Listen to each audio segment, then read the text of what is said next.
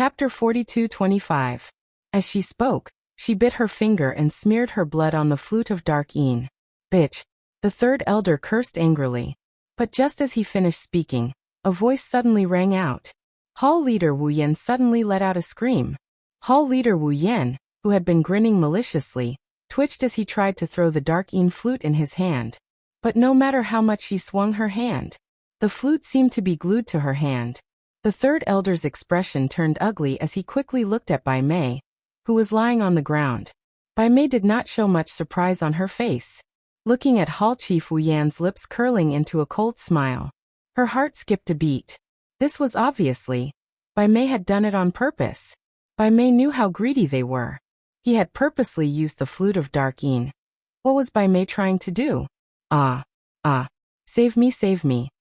Hall Master Wu Yan screamed miserably as he tried to withdraw his hand from the dark Yin flute. Cornered and despairing, she actually turned her head. He looked towards Yi Qing Luo's direction for help. Her face was filled with a twisted expression of pain. As though he had exhausted all the energy in his body, he walked towards Yi Qing Luo. She kept asking for help. Yi Qing Luo crossed her arms and stood on the eaves. A huge blue dragon coiled behind her. She had seen the interactions between Hall Chief Wu Yan, the third elder, and Bai Mei. He didn't stop her. He wanted to see what other tricks Bai Mei had up her sleeves. Gu Jingyu took advantage of the chaos to leave. Only the three of them were left here. She wanted to see if Bai Mei could still use that dark Yin flute to stir up any waves. As for Bai Mei, Hall Chief Wu Yan, and the third elder, she never intended to let it go. Anyone who touches the reverse scale of a dragon will die. The brothers of the World Group were her reverse scale. The three of them actually used the World Group to threaten her. Touching the World Group, she would not let a single one of them off. The young girl's bewitching eyes flickered with a bewitching red light, and a cold chill emerged. Her pink lips curled up into a mocking smile. That smile! Hall Master Wu Yan, who was crying for help, stopped in his tracks. His deathly pale face was filled with despair before death. She became even more anxious as she swung the flute of dark Yin with all her might.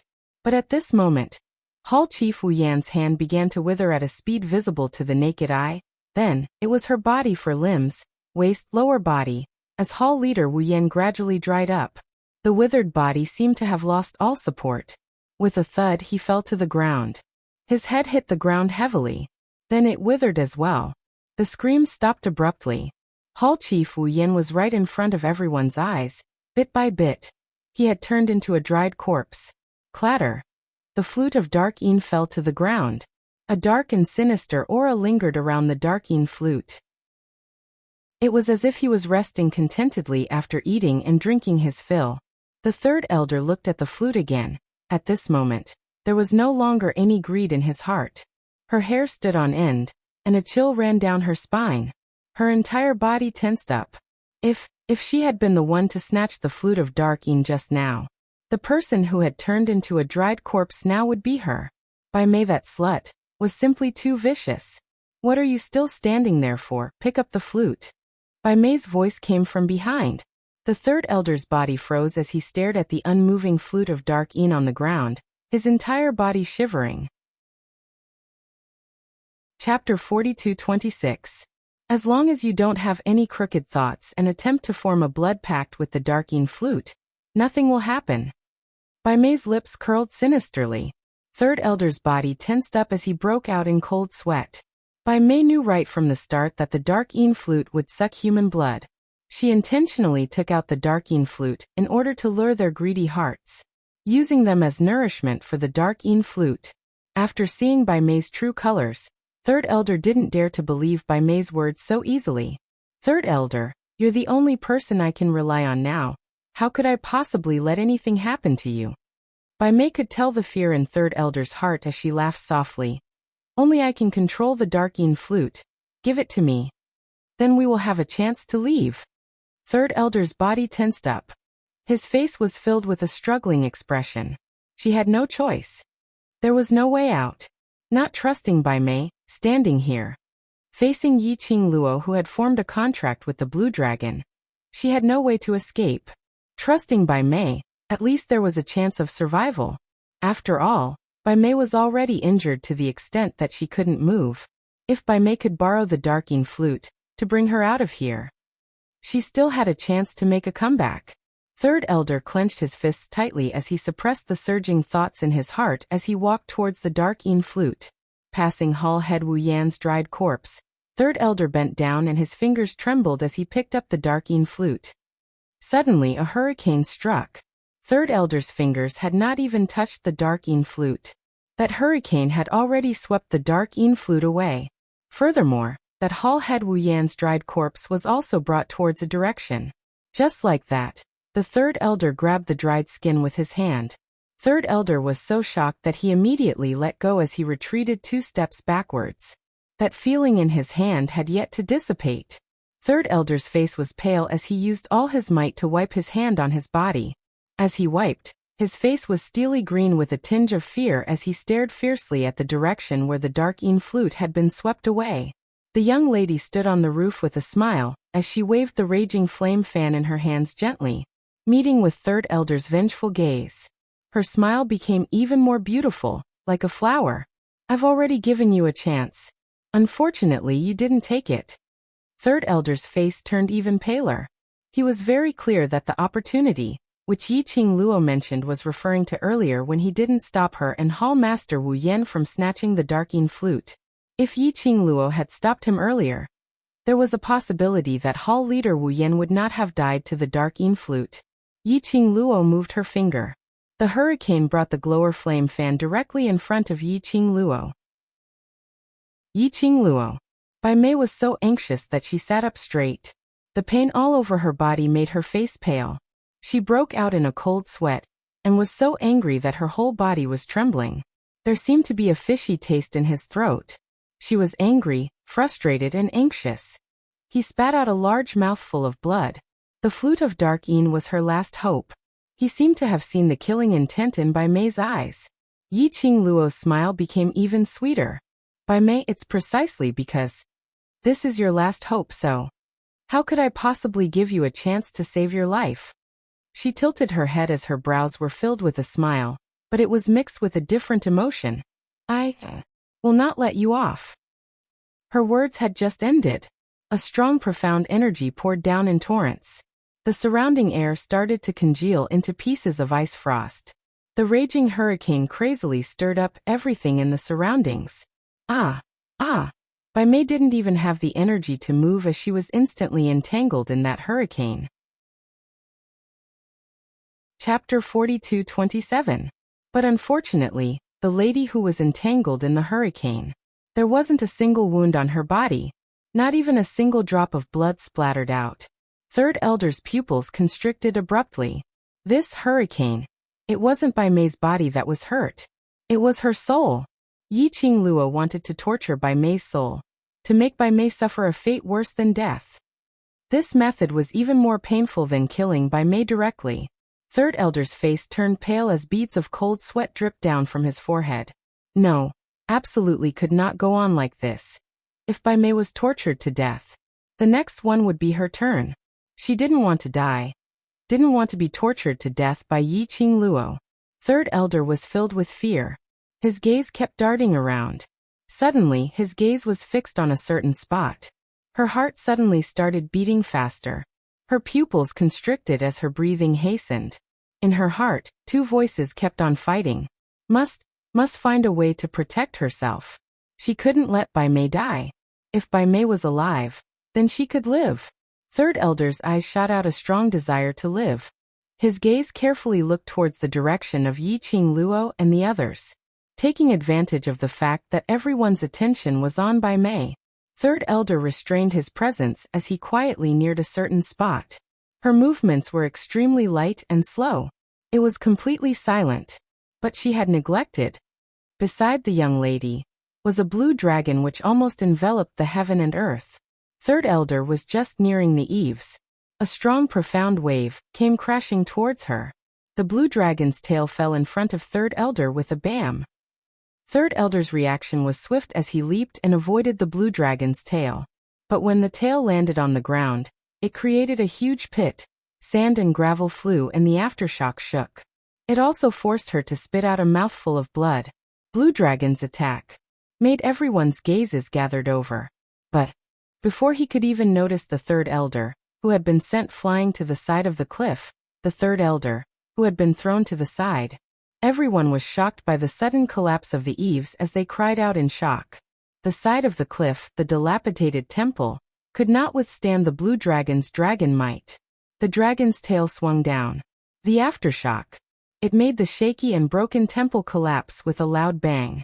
Yi Qingluo, who was standing on the eaves, felt her feet lighten. The moment the ruined temple collapsed, the tip of his foot tapped lightly on the precipice beside it. Blue Dragon moved his body and caught the girl firmly. It was this gap. The third elder, who was sent flying, did not care about the pain from the fall. He clenched his teeth and fiercely pounced towards the ruins of the ruined temple. In front of death. All the pain was not worth mentioning. Gu Yuwang, who wanted to live, had already led third elder's brain to make the most direct move. Oh no! Qingluo, that old woman wants to snatch that flute. Yan Xiaoyi was shocked by third elder's actions as she immediately shifted her attention away from Yi Qingluo. When he saw the third elder dive into the ruins with the black flute in his hand, his expression changed. Quick, stop her! Seeing this, Lu Xiaoyu immediately ran towards third elder. The rest of the world group's youngsters also jogged over. That flute had just sucked a living person into a dried corpse. It was also that flute which caused them to be in so much pain that they wished they were dead, suffering unspeakably. They still didn't know what tricks the secluded palace had done to their bodies. But they were very clear. As long as they destroyed that flute. Chapter 42-28. That flute must not return to Bai Mei's hands. When third elder grabbed the darking flute, she felt an icy coldness in her palm, as though she was grabbing a piece of thousand-year-old ice with her bare hands. The sinister qi which lingered above the flute seemed to have penetrated her skin and into her body. This unbearable feeling made third elder want to throw the flute in her hand out. But on seeing the 10 over youngsters chasing after her, and Bai Mei who was screaming miserably, third elder suppressed the fear which seeped out from her bones as she grabbed the dark-een flute and sprinted towards Bai Mei's direction. Old woman! Put the flute down.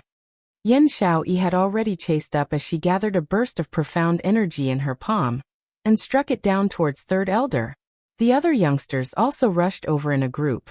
They had just arrived at the Earth realm and had yet to see Yi Qingluo when they were kidnapped by this group of people. The humiliation and torment were all vented out at this moment. Third elder clenched her teeth tightly as the pain from her internal organs made her feel dizzy. At this moment, she was surrounded by 10 over youngsters. She wanted to escape, but there was nothing she could do. She could only place her hopes on Bai Mei. She shouted at the lady who was lying on the ground as though she was dead. Bai Mei, catch! Saying that, she threw the dark-een flute in her hands towards Bai Mei. The lady who was lying on the ground didn't move at all. Third elder's eyes turned red from anxiety. Bai Mei, this is our last chance. If you don't want to die, get up quickly. Dong! The sound of the dark-een flute falling onto the ground was heard. Bai Mei's eyelashes fluttered. Take that flute away! Yan Xiaoyi snatched the air, and on seeing the flute being thrown away by third elder, she immediately reminded the youngster who was nearer to her. The youngster's reaction was very fast. When the dark-een flute fell onto the ground, he had already pounced towards the flute. If you don't want to die, get up quickly. These few words, if played back, kept echoing in Bai Mei's mind. Bai Mei was in so much pain that she couldn't move at all. However, her consciousness was constantly reminding her of this. When she heard Yan Xiaoyi's sharp shout, she could vaguely hear footsteps rushing towards her direction. Bai Mei didn't know where she got the strength from. He quickly got up from the ground. He pounced in the direction of the sound in a sorry state. She stretched out her arm, and the black flute was only a finger's distance away from her. Just a little more, and I'll be able to touch it. Bai Mei took a deep breath and moved forward bit by bit. Suddenly, a pair of feet appeared in front of her. He stood beside the flute of dark-een. Bai Mei's breathing froze. Her face was pale as she narrowed her eyes and raised her head in a daze. He saw a young figure. That young face was filled with resentment. When he saw Bai Mei raise her head, he purposely grinned evilly. Then under Bai Mei's gaze he picked up the flute of Dark Yin with a smile. But before his hand could touch the flute of Dark Yin, he heard Yi Qingluo's hurried shout. "Don't touch the flute!" The youth's movements froze.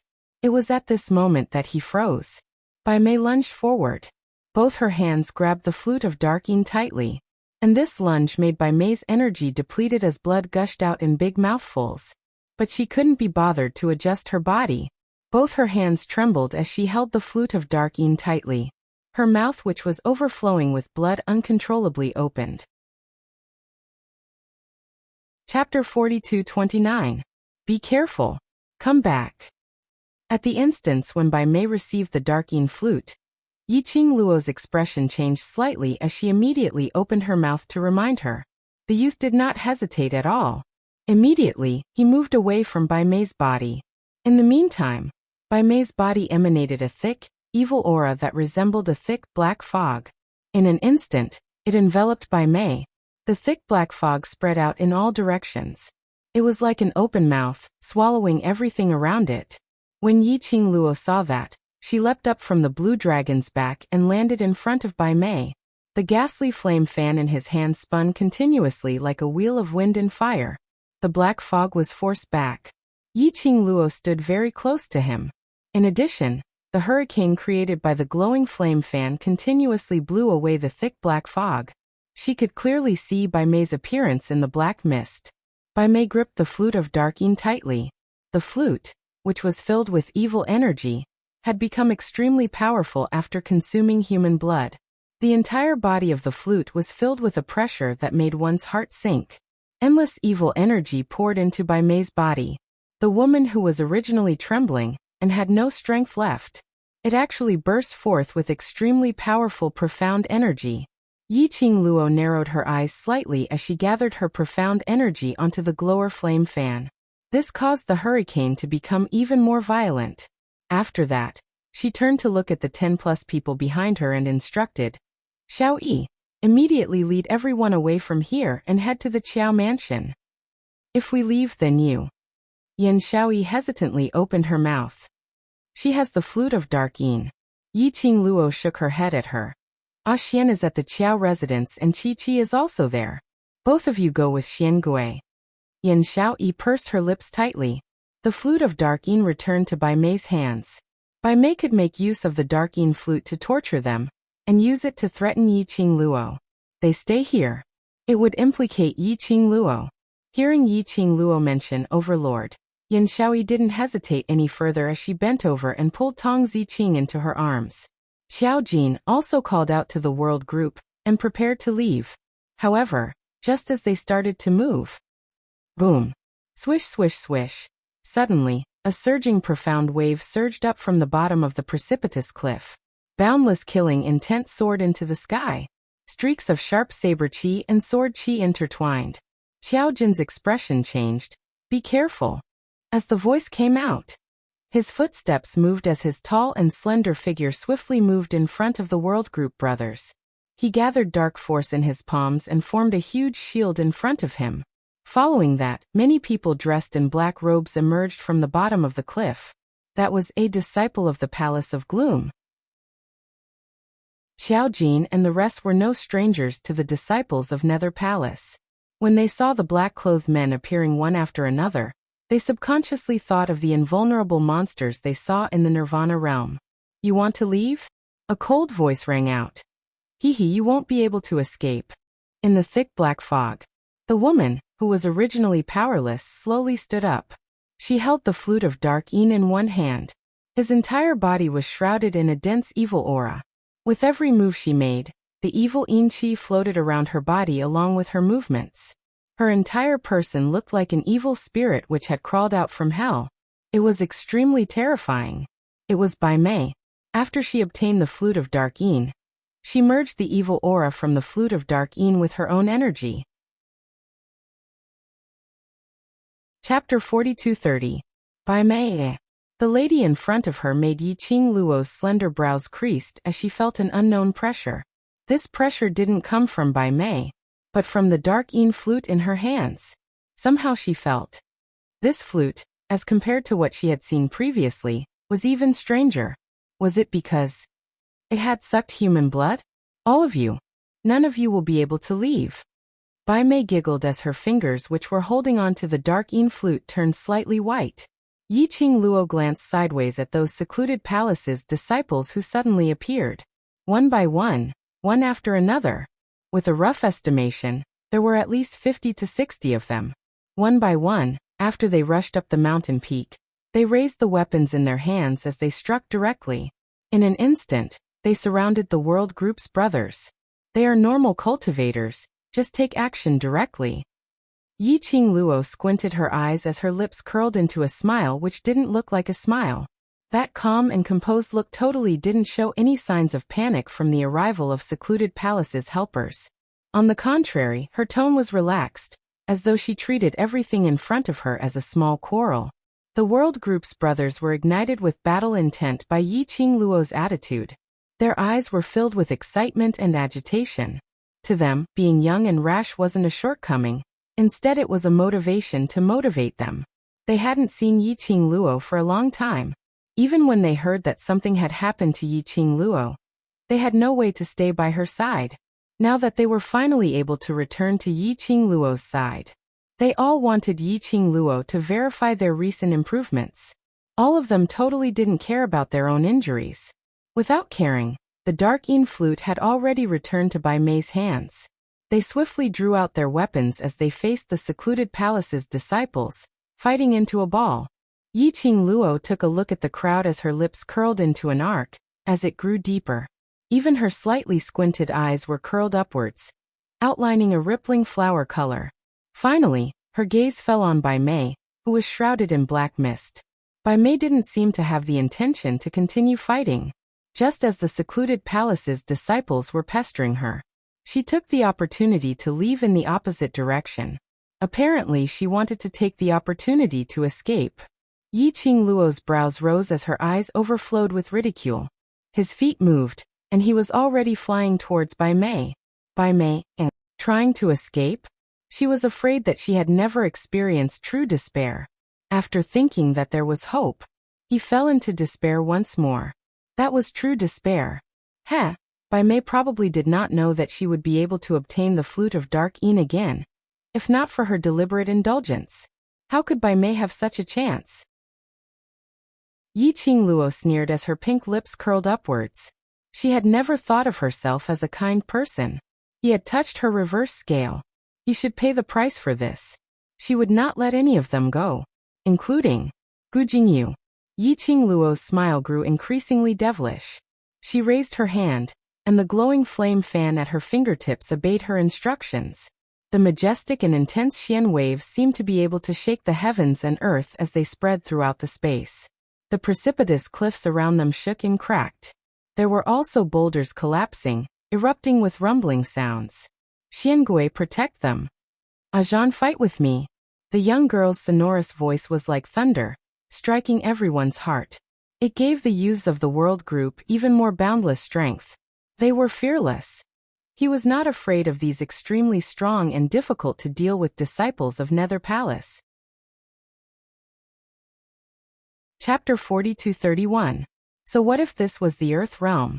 They had already arrived at the Earth Realm, and that was enough to prove that they already possessed the ability in the Earth Realm. They would absolutely not become Qing Luo's burden. The youngsters' eyes seemed to be filled with the flames of war. The blood in their bodies kept on boiling. The actions of their hands and the profound waves released. It also became more and more ferocious. Ao! The dragon's roar shook the heaven and earth. The huge dragon's body charged straight into the clouds as it spiraled in the sky, covering the entire sky completely. It was tight and fierce as it charged downwards. The huge dragon's head emitted an overbearing dragon's might. As it charged towards Bai Mei, it actually shocked Bai Mei so much that the dark yin flute in her hands almost fell out. The dragon's might landed, and accompanied by the young lady's clear voice, it reverberated through the sky. Bai Mei, you've spent so much effort to lure me here. Leaving in such a hurry, isn't it not good? Bai Mei clenched her teeth tightly as she raised the flute in her hands up high, blocking in front of her. The thick black fog formed a barrier, enveloping Bai Mei within it. The barrier and the dragon's might went against each other. In the sky, the young lady's fingers moved slightly as the glower flame fan was like a fairy scattering flowers, turning into a devilish sharp blade as it rained down towards Bai Mei. The dragon's might shook. The glower flame fan's profound waves pressed downwards. Bai Mei's hand, which was holding onto the flute, started to tremble, as though she couldn't hold on any longer. The thick black fog continued to spread in all directions. Oh no, if this carried on. She couldn't hold on any longer. She couldn't die. Bai Mei's breathing was hurried as she broke out in cold sweat. She injected all her energy into the dark Yin flute. The dark Yin flute, which had sucked human blood, coupled with Bai Mei's profound energy, caused the surroundings of the dark Yin flute to tremble as the thick evil qi became even more intense. It almost swallowed Bai Mei entirely into the black fog. Protect Miss Bai. Among the secluded palace's disciples, a command rang. The secluded palace's disciples who were battling with the world group immediately swarmed over 10 people, blocking in front of Bai Mei. There were some who charged into the sky, totally disregarding the existence of the blue dragon to disturb Yiqing Luo. With the intervention of the secluded palace's disciples, Bai Mei finally had some breathing room. She raised her head to look at the high and mighty girl who seemed to be above the 9 heavens. Her bloodshot eyes were filled with deep resentment. Damn slut. Every single time in Yiqing Luo's hands, she wasn't able to gain any advantage at all. He had clearly planned everything. But in the end, they would always fail in various ways. Yiqing Luo, that slut, was fated to be with her by birth. Bai Mei clenched her fists so tightly that her fingers almost sank into the flute. One day, she would definitely kill Yiqing Luo, torturing her bit by bit until she died without a burial ground. Bai Mei uttered these harsh words in her heart. While the Palace of Darkness disciple was still in front of him, he turned and ran. He had only taken 2 steps. Her peripheral vision caught a glimpse of the lady who was hiding in the corner, staring at Yiqing Luo with a face filled with terror. Bai Mei lowered her gaze and looked at the flute of dark Yin in her hand. A glint flashed across his eyes. Then her body moved slightly and she quickly rushed to the corner. He reached out and pulled her up. Bai Miss Bai. Third Elder's eyes were filled with joy as he raised his head. She was really willing to save him. You risked your life to send this flute of dark Yin to me. If you want to leave, let's leave together. Bai Mei smiled at him. Cheer up, the secluded palace's disciples will protect us as we leave. This smile of hers made Third Elder's heart filled with emotions. Chapter 42-32. After Bai Mei mentioned Third Elder, she turned her head and took a look at Yiqing Luo. She immediately raised the dark Yin flute in her hands as a burst of dense evil qi burst forth. Looking at the huge black fog pouring into the bodies of the secluded palace's disciples. At the same time, it was like a huge wave that spread in all directions. Bai Mei then retracted her gaze. Let's go. Yiqing Luo originally wanted to chase up, but she was forced to take a few steps back by the surging black fog. Those secluded palace's disciples who were injected with the evil qi had their skin mercilessly sliced by the glower flame fan's wind blades as they were blocking in front of her, causing immense pain. And under the dragon's might, they were unable to move. At this moment, a shocking roar exploded from their mouths. Green veins popped out on their foreheads. The muscles on their arms tensed up bit by bit. Green veins could be seen all over their bodies. The entire person looked extremely terrifying. Not only that, their abilities had also skyrocketed in this instance. It could be said that these secluded palace's disciples were now puppets controlled by the dark Yin flute. Being blocked by these crazy secluded palace's disciples only took a few breaths' time. This had already given Bai Mei a chance to escape. Her fingertips swept. The glower flame fan fanned the secluded palace's disciples who were charging forward. Lowering her eyes, she looked at her hands which were stained with powder. She glanced sideways at the world group's brothers behind her, and finally resisted the urge to chase after Bai Mei. What if it was another trap to lure the tiger away from the mountain? What if Bai Mei was forced into a corner, and made use of the dark Yin flute to torture the world group's brothers? What should they do? Forget it. She wasn't in a hurry to chase after them. Anyway, she had already scattered the soul-chasing powder on top of the dark Yin flute. Within 3 days, the soul-chasing powder would not dissipate. After settling these people and settling the World Group's brothers, then following the soul-chasing powder to search for Bai Mei wasn't in a hurry. Yiqing Luo's lips curled slightly as she squinted her bewitching eyes. Her lips curled into an eerie arc. Kill. Bai Mei brought third elder and escaped. But that didn't mean that she would let these people, who had disturbed her, off. The World Group's brothers, in addition to Yiqing Luo and Blue Dragon's cooperation, the disciples of Secluded Darkness Palace were quickly defeated. Especially now that Bai Mei was far away, the flute of Dark Yin's control over them gradually weakened. In the end, they didn't even have the slightest chance to resist. After a while, the edge of the cliff was littered with corpses. The faces of the young boys and girls were filled with killing intent after a bloody battle. All of them were gasping for air. His entire body was covered in blood, but there was not the slightest hint of fear on his face. After the battle ended, all of them raised their heads and looked at the girl in the sky with smiles on their faces. Looking at those familiar faces, Yi Zichen's eyes widened. Yiqing Luo's heart softened a little. The corners of her mouth curled up into a smile. With a leap, she jumped down from the back of the blue dragon. He was immediately surrounded by more than 10 people. Madame Qing Luo, we've won. We won. Reporting to Madame Qing Luo, for this mission, not a single one of them was left alive, and there's not a single casualty on our side. Madame Qing Luo. The youth's faces were brimming with excited smiles, as though they were begging for praise. Yiqing Luo's gaze swept past everyone as she smiled and nodded her head. All of you are great, and have improved greatly. He had obtained the girl's approval. The youngsters couldn't help but started cheering. The current atmosphere didn't look like it had just experienced a war. Chapter 42-33. Before that, she had personally seen Yiqing Luo's pale face. If it was according to Yiqing Luo's character, as early as when he saw them as hostages, hanging at the edge of the cliff, Yiqing Luo would make her move, but she sent Xian Gui to save them. This made Yan Xiaoyi worried about Yiqing Luo's health. Yiqing Luo smiled as she placed her hand on Yan Xiaoyi's. Look at me, do I look like I have something on? Yan Xiaoyi pursed her lips. I just don't want you to put on a brave front in front of us. In order to be able to catch up to your footsteps, in order to be able to support you, we are all training very hard. So no matter what happens to you, please try to rely on us. The smile in Yiqing Luo's eyes became even gentler, touched by their sincere feelings for her. She chuckled out gently and shook her head at them. I'm really fine now. It's all thanks to Ajan. Leader? Yan Xiaoyi stared blankly. Just now, in order to save the brothers, Captain fell down the cliff. It was Ziqing who rushed down to save Captain, but Ziqing was brought back by this blue dragon. But Captain, she bit her lower lip. No. Let's go to the bottom of the cliff and look for the leader. As she spoke, Yan Xiaoyi turned around and walked towards the cliff. Yiqing Luo immediately held her hand as she laughed lightly. Ajan is fine, don't worry.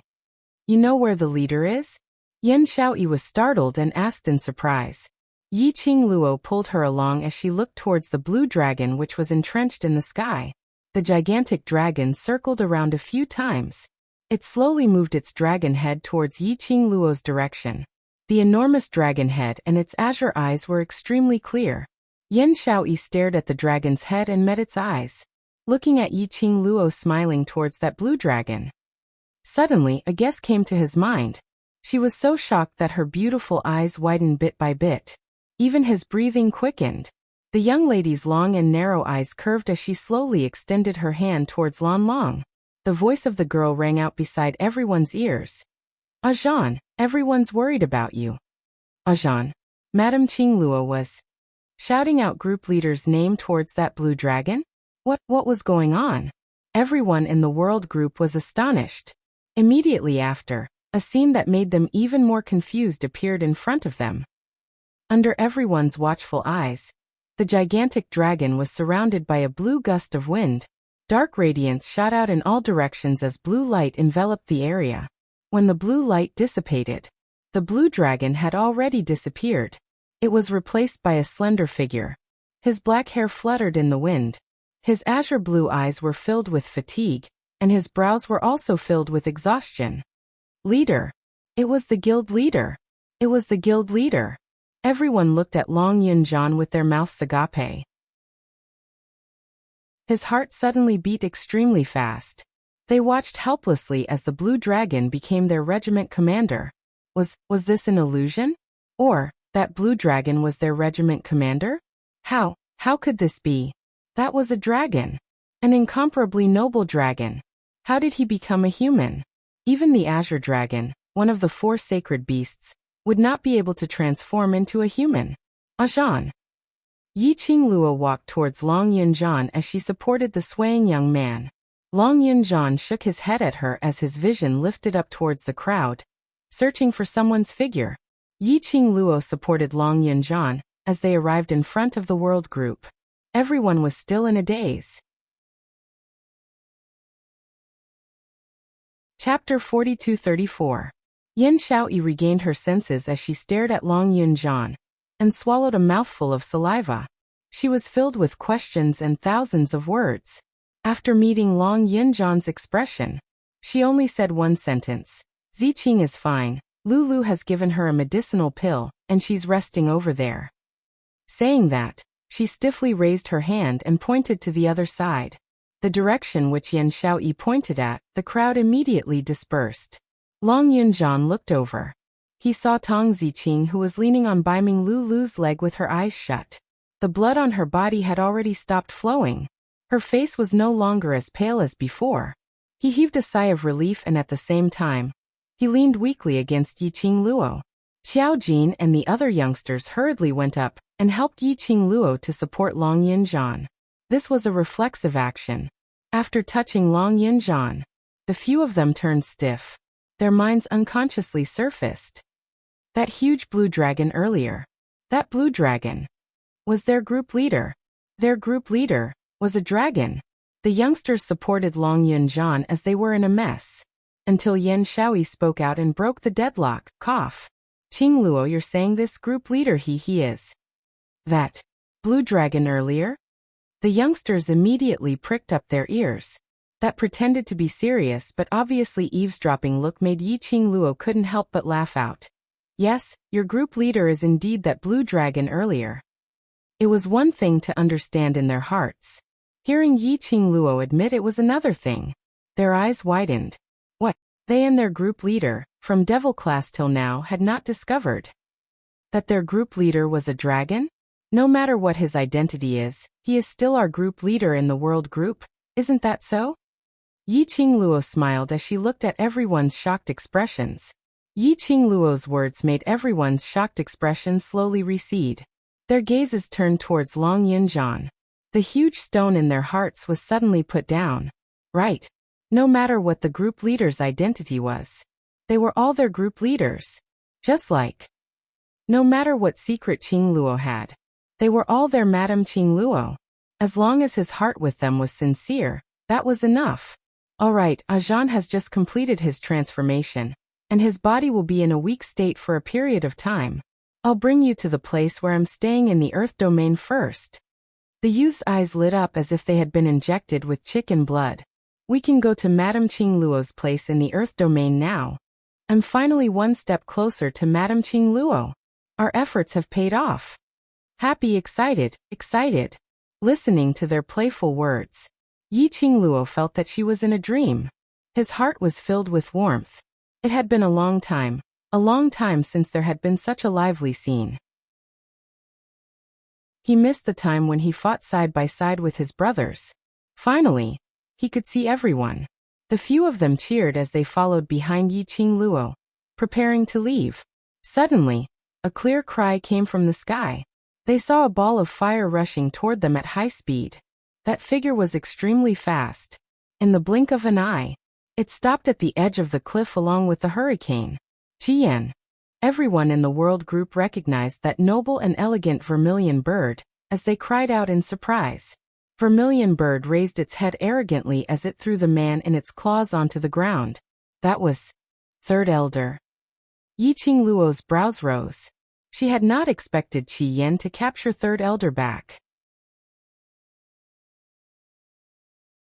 Chapter 42-35. It wasn't easy for her to escape, but she was caught back for no apparent reason. The crux was, she was the only one who was caught back. Yi Qingluo could already imagine what had happened earlier. Bai Mei brought Third Elder away wasn't because Third Elder had risked his life to send the Dark Yin flute into her hands. She had totally treated Third Elder as the next Hall Master Wu Yan. In case the Dark Yin flute's power wasn't enough, she could even have Third Elder as food to feed the Dark Yin flute. Moreover, if something were to happen, they could still use the Third Elder as a shield. After Qi Yin appeared, without any hesitation, Bai Mei tossed the Third Elder out. Looking at Third Elder who was rolling on the ground, the brothers of the World Group all rushed up and stomped on him. Before Yi Qingluo came, it was this sanctimonious, benevolent-looking old woman who instigated Hall Master Wu Yan to torture them and humiliate them. Yi Qingluo didn't stop them from venting their anger.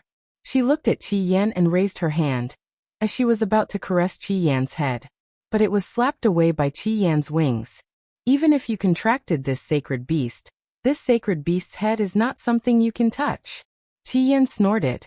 She could tell that Qi Yan was angry. Yi Qingluo smiled as she took another step closer to Qi Yan. As she got closer, Qi Yan only moved his head but didn't move away. Yi Qingluo coaxed, "Little Qi Yan, don't be angry. I left you in the Linglong Palace, hoping that you can help me to awe those disobedient people in the Linglong Palace. After all, among my war pets, only little Qi Yan Yu is the most suitable choice, isn't it?"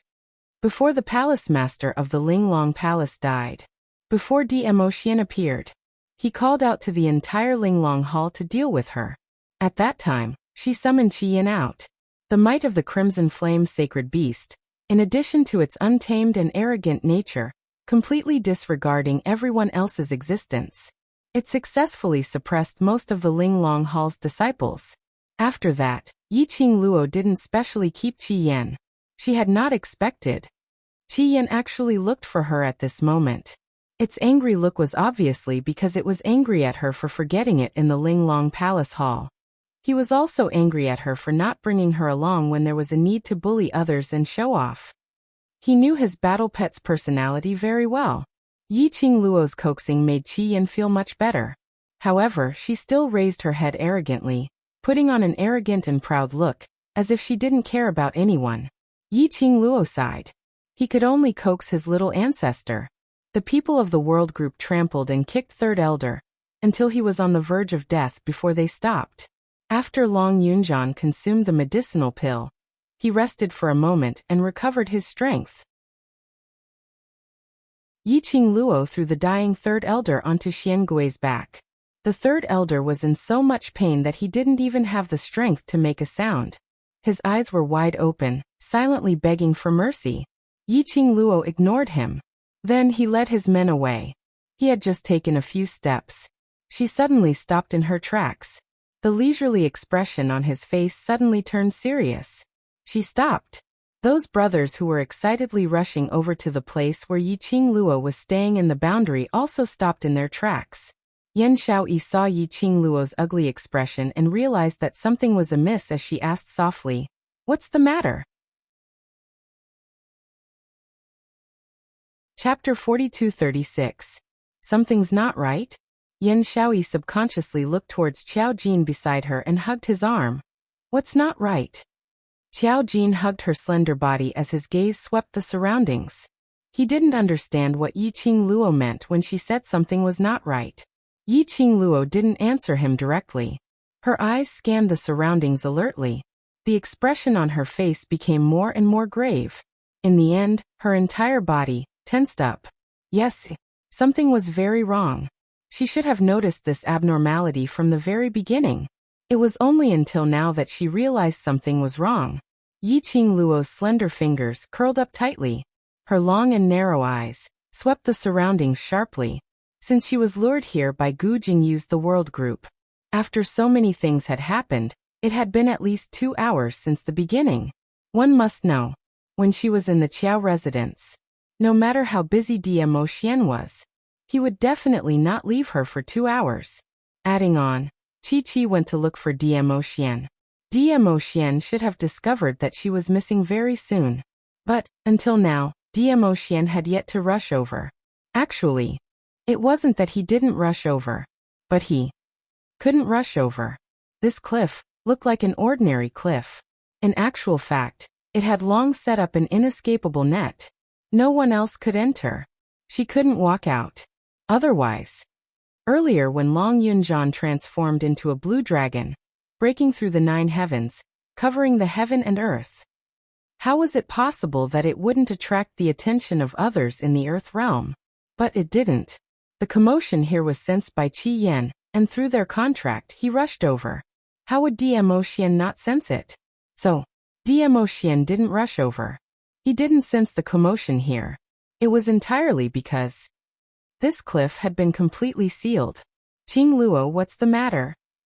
Seeing Yi Qing Luo's expression turning uglier, Yin Xiaoyi tugged her arm as she asked worriedly. Yi Qing Luo held her hand as she turned her head to look at Yin Xiaoyi, her expression solemn. We've been trapped here. Trapped? Yin Xiaoyi went into a blank. Don't tell me Secluded Palace has other tricks up their sleeves. It doesn't seem like Secluded Palace's way. Yi Qing Luo wasn't sure where this feeling came from. But he could be sure. The power that purposely hid in the dark and sealed everything here was definitely not from the Dark Palace. If it was done by the Palace of Gloomy Darkness, Bai Mei would not have to flee in panic.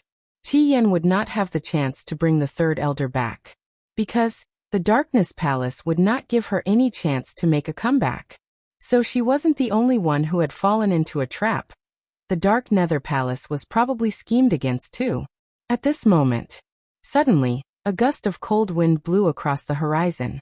When it brushed past the crowd, everyone felt as if they were being targeted by a poisonous snake. The cold, sticky feeling was extremely disgusting. Yi Qing Luo seemed to have understood something as the expression on her face suddenly changed. Swiftly opening up the glowing flame fan, it formed a red protective cover, enveloping the brothers of the world group within. In the meantime, from all directions, eerie white bones that were stained with blood actually protruded out of the void. They were densely packed in the air. One after another. One after another. The joints were distinct and orderly. Not long later, it was like a densely packed spider web, enveloping everything in the surroundings. This scene made the world group's spines shiver uncontrollably. Their eyes were filled with disbelief as they looked at the scene in front of them. They couldn't help but rub their eyes fiercely. Chapter 42-37. What was that thing? How could so many bloody bones appear out of thin air? These bones seemed to have their own consciousness. When he saw the densely packed bloody bones, he felt a chill run down his spine. Yi Qing Luo already knew the other party's identity. Her face sank and she raised her head slightly. Her gaze landed on the bloody bone and she spoke in a low voice. Barbaric Bloodbone King, what do you mean by this? No matter how much she thought about it, she didn't think that the Bloodbone Barbarian King would be the one to stop her here. Previously in the Linglong Palace, the Barbaric Bloodbone King knew that the Emperor of the Divine Emperor had passed away. He slumped to the ground. He had even given up on the Linglong Palace, which he had painstakingly built. How could it be at this time? He suddenly appeared again. According to her and Dmo Xian's deductions, the Bloodbone Barbarian King wouldn't appear for a long time. Little girl, we meet again. A middle-aged man's head popped out of the bloody bones that filled the sky. His handsome face was full of smiles.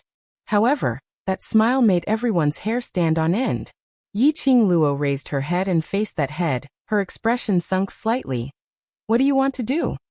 The Barbaric Bloodbone King did not reply.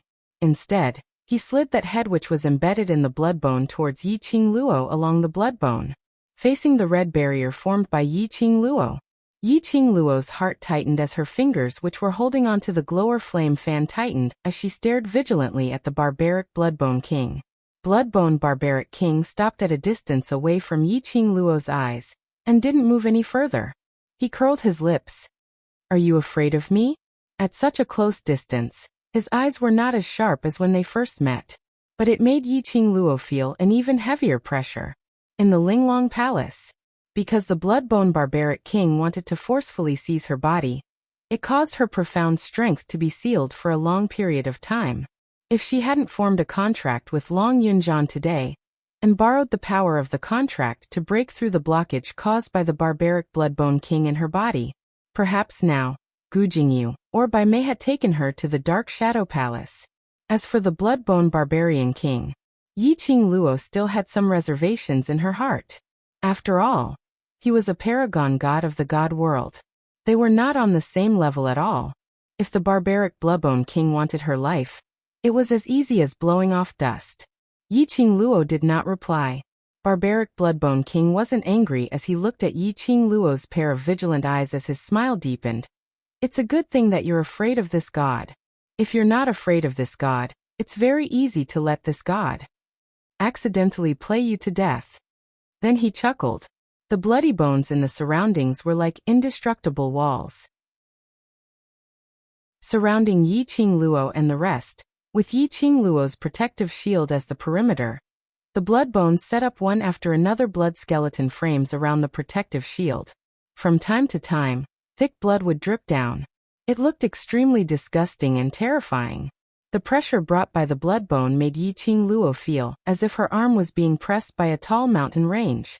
It was so heavy that she could hardly breathe. Qing Cheng's complexion turned extremely pale. Qing Luo, what is that thing? Lu Xiaoyu frowned as she looked at that strange head, her hair standing on end.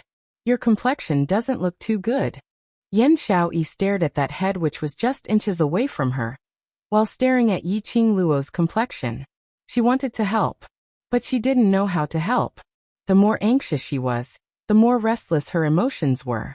She couldn't help but stretched out her hand and pinched Xiao Jin, who was beside her. Chapter 4238. Reminiscing about the past? Would they use this kind of method to reminisce about the past? The other party was obviously doing it on purpose to create pressure to oppress Yi Qing Luo. Anyone could tell that. This bloodbone monster with only a head was up to no good. Aha. Little brats, what she said is right. You guys, don't be too nervous. This god is merely reminiscing about the past with her. Hearing Yi Qing Luo's words, Bloodbone Barbaric King seemed to be delighted. Using that rough voice, he laughed out loudly. This made the world group's faces turn steely green as they were filled with vigilance. Bloodbone Barbaric King. Yi Qing Luo's voice interrupted the barbaric Bloodbone King's incessant laughter, and also attracted the barbaric Bloodbone King's gaze from the crowd behind him. Specially waiting for me here and sealing off everything here. Surely it's not just to talk nonsense with me, right? Her eyes stared straight at Bloodbone Barbaric King. That seductive red glow in her eyes was emitting a suffocating energy. When it met the young lady's red eyes, the smile in Bloodbone Barbaric King's eyes became even deeper. The head which was embedded on the bloodbone started to shake agitatedly. What you said is right. This god only has one motive for coming here. His voice paused slightly. Immediately after, he dragged out his intonation as he enunciated every single word clearly. This god wants to bring you away. Bring her away? Yi Qing Luo's brows creased. You've also collaborated with the Nether Palace? What Nether Palace? This god wants to bring you away. Do I need other helpers? You've belittled this god. Bloodbone Barbaric King's tone was extremely arrogant. He could tell. Towards the Nether Palace, he was extremely unfamiliar. Not the Nether Palace. Then why did he want to bring her away for no apparent reason? Could it be? Wanted to snatch her body and head to God Realm? Young lady, this god is no longer interested in your body. As though he could tell what Yi Qing Luo was thinking about, Bloodbone Barbaric King laughed sinisterly. A head which was hanging on the bloodbone revealed a huge smile. Anyone who saw it would feel apprehensive. Yi Qing Luo suppressed the discomfort in her heart as she stared at Bloodbone Barbaric King. Then what do you want to do? She couldn't show any bit of panic. She panicked. The brothers behind him would also panic. Barbaric Bloodbone King seemed to be able to see through Yi Qing Luo's thoughts. His smiling gaze swept past the group of people behind Yi Qing Luo. He licked his lips greedily. That look made Yi Qing Luo instantly recalled the time when she first met Bloodbone Barbaric King. The palace master of the Linglong Palace, whose flesh and blood had been directly consumed by the barbaric Bloodbone King. He couldn't be treating her brothers as food, right? This thought made the sharpness in Yi Qingluo's eyes froze. The energy in his body shook. The coquettish red glow around his body grew larger. He could vaguely hear a few kacha-kacha sounds. The blood bones and the energy released by Yi Qingluo were squeezing against each other. Don't waste your time. Barbaric Bloodbone King looked at Yi Qingluo with a "you're overestimating yourself" expression, as he gave a smile which didn't look like a smile. If you obediently leave with this god will naturally let those unimportant people off. His motive was only Yi Qingluo. Besides, he was very picky when it came to food. Not just any random cat or dog, he would swallow it. Just like this bunch of kids in front of him. In his eyes, they were still too young. But he could tell that Yi Qingluo cared a lot about these kids. He wanted Yi Qingluo to leave with him. Chapter 4239. As expected, Yi Qingluo's expression instantly sunk. Bloodbone Barbaric King. I've left Axian for an entire 2 hours. He must be looking for me now. Are you sure you can bring me away? The barbaric Bloodbone King raised his eyebrows as if he had heard a joke. Little girl, aren't you taking your husband too seriously? Why would I be afraid of him?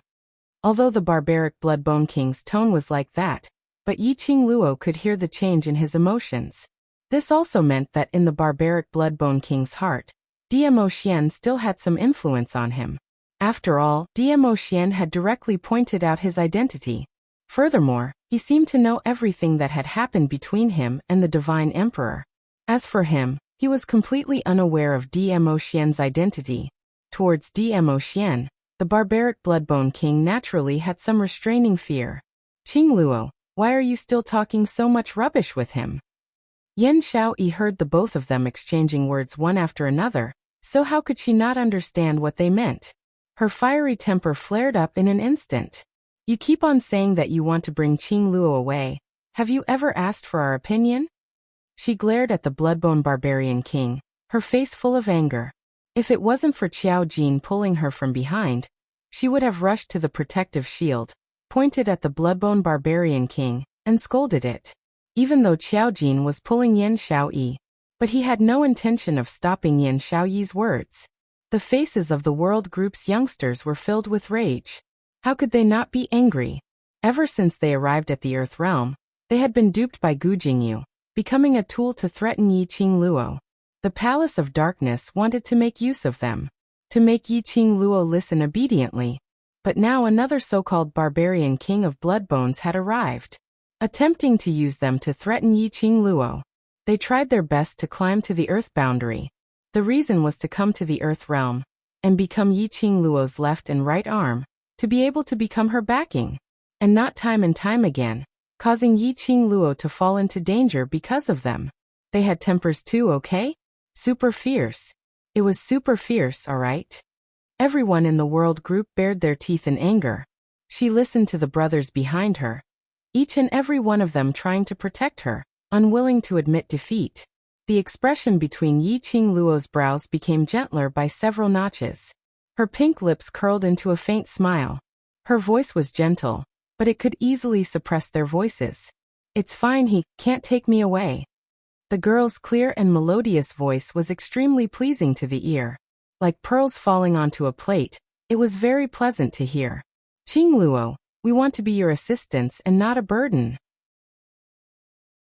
Lu Xiaoyu raised her head as she looked at Yi Qingluo with a resolute gaze. If that monster wants to bring you away, even if we have to risk our lives, we will absolutely not delay till the Overlord arrives. Yi Qingluo's smile grew softer. He wielded the glowing flame fan, and formed a dazzling protective barrier. Along with her mood, it seemed to gradually expand. It was as if it was accumulating some kind of energy. Kacha-kacha, the sound of blood and bones breaking continued without end.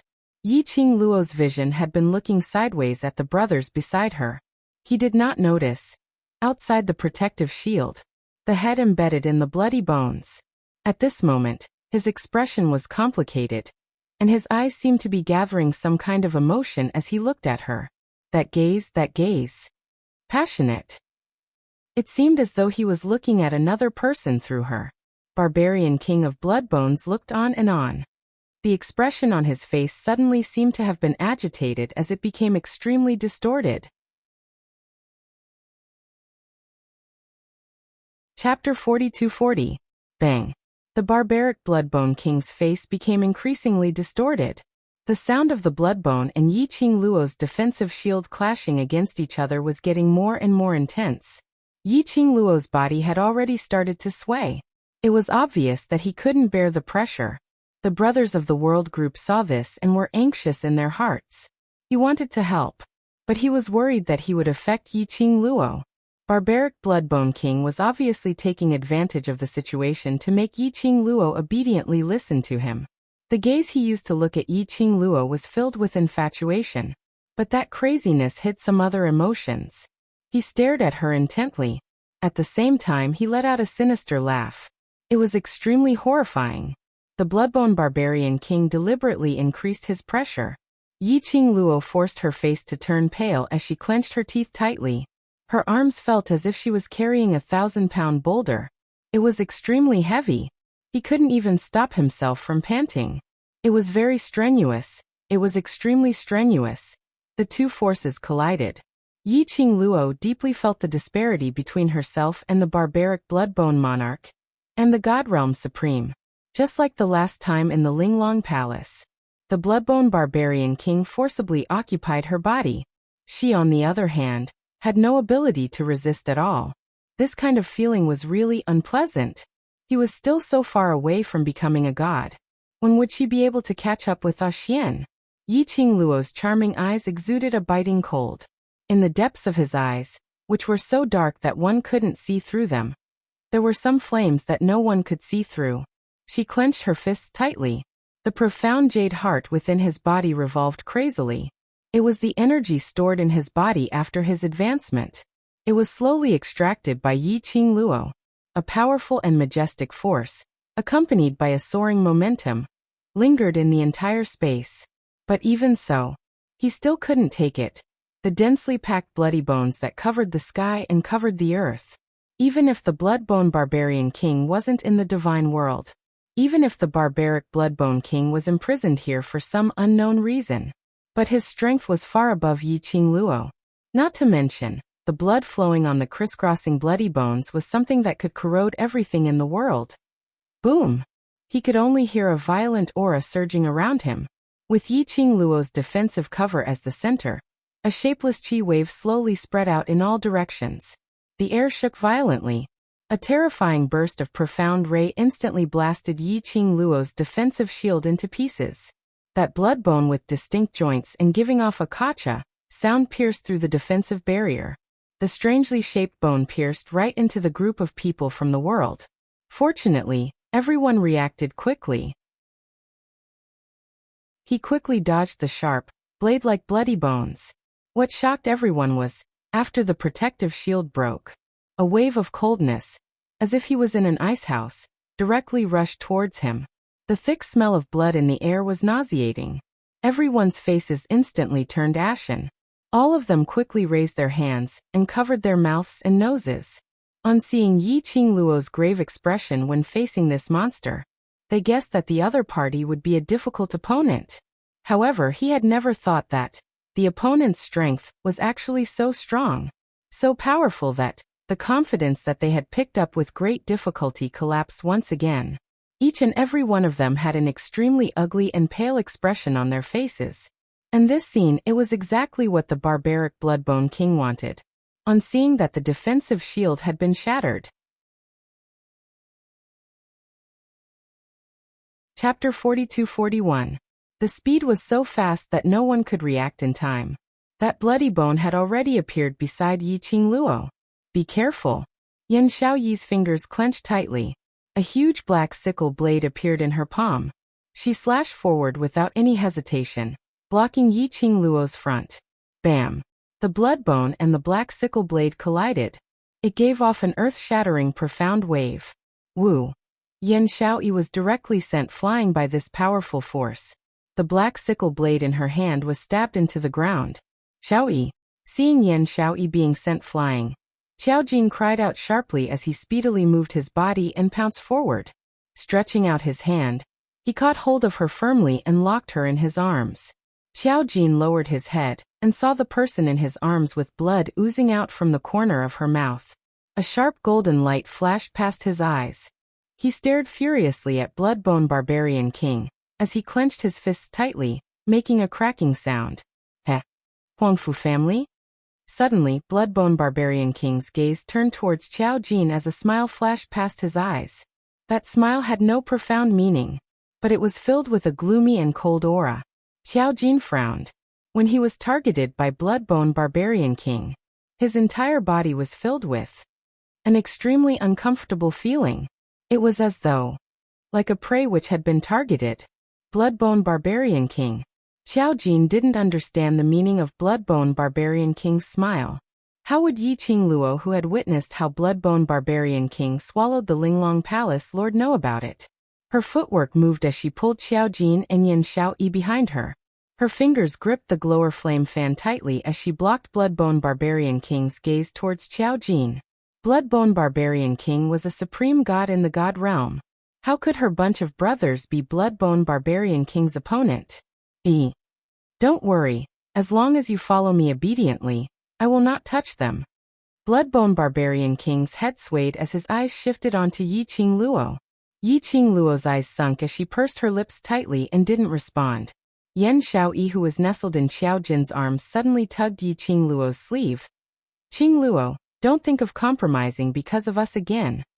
Yi Qingluo's weakness was that she was too sentimental and righteous. Yan Xiaoyi was afraid that she would act the same way as she did when she was facing Bai Mei. For them, he chose to put himself in danger. At that time, they were hung on the cliff and had no way to stop Yi Qingluo. Now they were all standing here, perfectly fine, with the ability to fight. How could he possibly watch Yi Qingluo being taken away by that monster? Yi Qingluo was just about to open her mouth. Suddenly, the netherworld phoenix ring on his finger felt a burning sensation. Yi Qingluo's eyes lit up. He looked down at his fingers. The profound phoenix ring flickered with a flickering light. The profound phoenix ring was reacting. This also meant that it was Xian. An uncontrollable smile surfaced on Yi Qingluo's face. Qingluo. Yan Xiaoyi, who was shocked by Yi Qingluo's sudden smile, tightened her grip on her arm. She was slightly dazed. Don't worry, we will be fine. Xian had already rushed over, which meant that Xian had already broken through the enchantment set by Bloodbone Barbarian King. But Yi Qingluo's words had just ended. She heard Bloodbone Barbarian King's deafening roar. Immediately following that, an overwhelming profound wave stirred up a monstrous wave. Yi Qingluo's chest instantly felt stuffy as the relaxed expression on her face congealed. The glower flame fan swiftly opened up as a wave of air swept past. Chapter 42-42. At the instance when the energy was released, very quickly, another burst of profound wave charged downwards as it collided with her. Bloodbone Barbaric King's attack was obviously much more ferocious than before. The powerful, terrifying aura was totally unblockable. Damn it! Bloodbone Barbaric King must have sensed that Dmo Xian was rushing over. So at the last minute, it launched a forceful attack. Xingui. Yi Qingluo gave a shrill cry as she immediately leapt up and somersaulted upwards. Xian Gui gave an earth-shattering beast roar. Its front claws slammed onto the ground several times. It splashed the shattered stones all over the ground like a raging storm. At the same time, Yi Qingluo's petite figure landed stably on Qi Yan's back. It turned into a fiery afterimage as it swept past.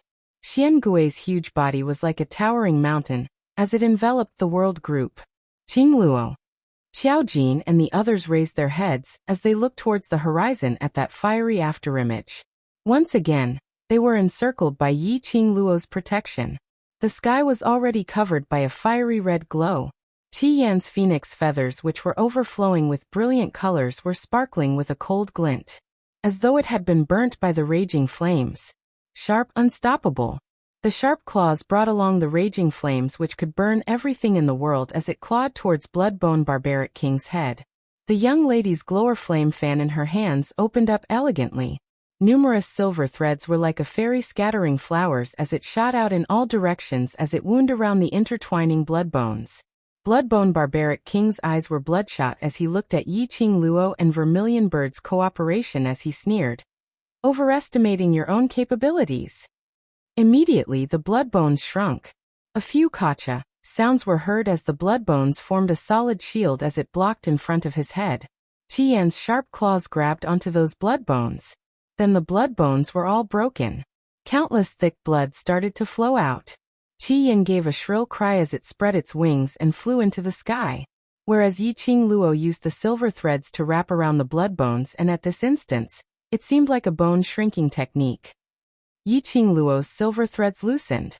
That blood bones turned into a sharp blade as it covered the sky and pierced towards Yi Qing Luo. Qi Yan. Yi Qing Luo lowered her head and looked at the thick blood on Qi Yan's claws.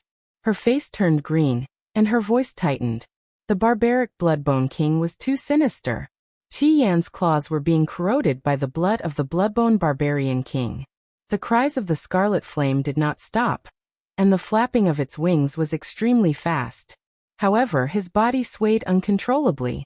In the face of the Bloodbone Barbarian King's attack, he had no intention of dodging. Bang! A piece of bloodbone struck Yi Qing Luo's back. The strong force made Yi Qing Luo's body tumble down from Qi Yan's back. Scarlet Flame was exposed to the sharp blood bones. Clang! Qi Yan let out a cry and spread his wings. But the sky was filled with blood and bones. There was no place for Scarlet Flame to hide. In an instant, the densely packed bloody bones completely sealed Scarlet Flame. Crimson Flame. The World Group's youngsters who were blocked by Xiangui's protective shield all had bloodshot eyes as they howled in rage. Their eyes widened. He looked at the sky in disbelief. It was totally unbelievable. That arrogant and pampered Vermilion Bird, just like that, was swallowed by the blood bones. Whereas Yi Qing Luo, who was struck by the blood bones, flew out. As she looked at the dangerous scene in the sky, her pale face started to break out in cold sweat. So close. So close? Just a moment's time. Chapter 42-43. Fortunately. At the last moment, she used all her strength to keep the Scarlet Flame back into the pet space. She felt the Scarlet Flame's presence in the pet space. Yi Qing Luo's heart then slowly relaxed a little. But following that, a new problem troubled her. Under the violent impact of the bloodbone earlier, her 5 viscera and 6 bowels felt as if they had been shattered. In addition, during the thrilling moment, all her mental power was concentrated on summoning the Vermilion Bird. At this moment, Yi Qing Luo only felt her chest was stuffy. Her figure swayed and fell straight down. Just at this moment, a tall figure quickly approached. Her waist suddenly tightened. Then he was firmly held down by a thick strength. Yi Qing Luo's petite body was brought into a broad embrace. Purple flowing cloud long robe fluttered. Silver silk embroidered robe fluttering.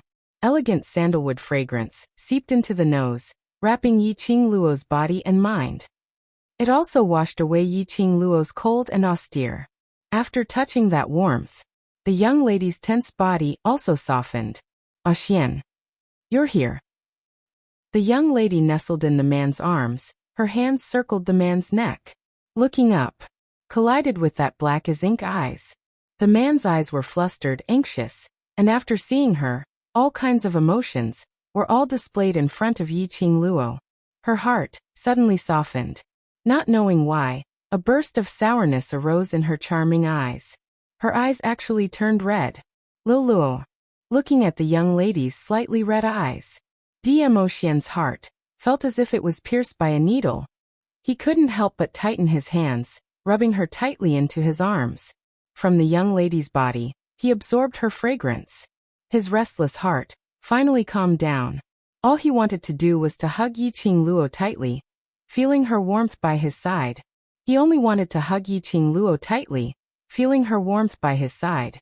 He couldn't imagine what kind of mood he had when he found out that Yi Qing Luo was missing, looking for her. He also couldn't imagine, after completely unable to sense Yi Qing Luo's breath, how flustered his heart was. Xian, sorry. Sorry. Yi Qing Luo could feel the man's emitting emotions. She wrapped her arms around the man and pressed her head against his chest. It was her who had made Dmo Xian worried. Dmo Xian hugged her head and bent down to plant a kiss on her forehead. There was a smile on his face. It's good that you're fine. Fortunately, she returned to his side. The barbaric Bloodbone King stared coldly at the two people who were embracing each other. There wasn't the slightest change in his expression because of Dmo Xian's appearance. His gaze was piercingly cold, like a knife, as it fell onto Yi Qing Luo. A disdainful sneer came from his nose. Then, the bloodbone surged with dark force. It was like a stormy sea, rolling up wave after wave of huge waves.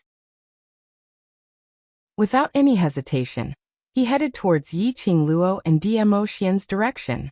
Dmo Xian immediately tightened his grip around Yi Qing Luo's waist as his sleeves fluttered. His sleeves were rolling like purple flowing clouds. They vibrated with a vast profound wave, and collided with the Bloodbone Barbaric King's profound wave. After the two collided, the explosive force seemed to be able to destroy the heavens and earth. The entire space began to collapse. On the precipitous cliff, huge rocks started to fall downwards.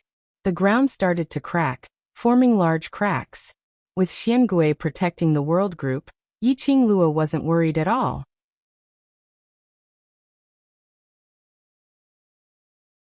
Chapter 42-44. When the two forces collided with each other, she who was at a close distance could acutely feel the surging airwaves, vaguely a little strange. Before she could think carefully, suddenly, a face with a malicious smile appeared in front of him. The sticky and cold bloody bones touched her body. Yi Qing Luo's expression sunk. Her hand flipped, attempting to shake off the blood bone. But when she released her profound energy, Yi Qing Luo felt that the blood bone seemed to have a kind of suction force, firmly sucking her arm in. The sticky touch made Yi Qing Luo's hair stand. She wanted to struggle. But on that blood bone, a thin layer of blood beads spread, starting from her arm. The smile on his face, which was so close to hers, grew colder and colder. Dmo Xian also realized something was wrong. He swiftly hooked the young lady's waist, chopping off the blood bone covering the young lady's arm. But that thick sticky blood was like a crystal-clear ornament, enveloping Yi Qing Luo's entire arm. If Dmo Xian made a move, he would definitely hurt Yi Qing Luo. Lil Luo.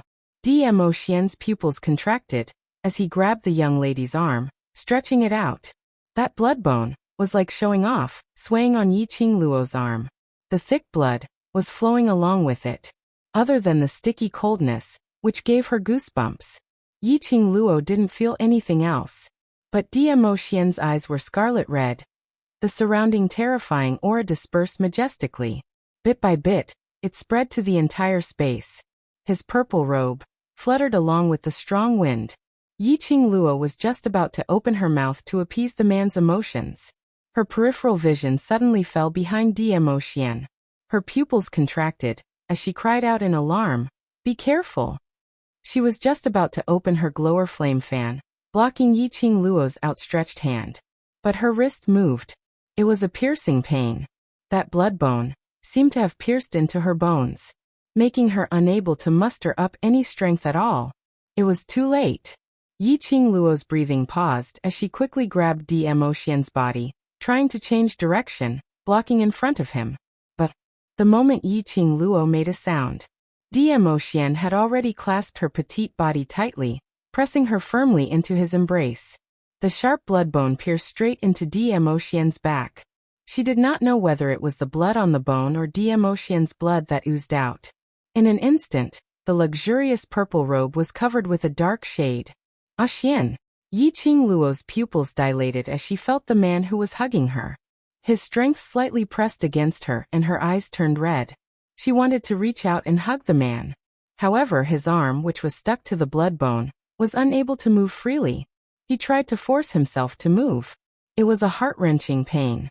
Shameless barbaric Bloodbone King. He knew that the two of them valued each other.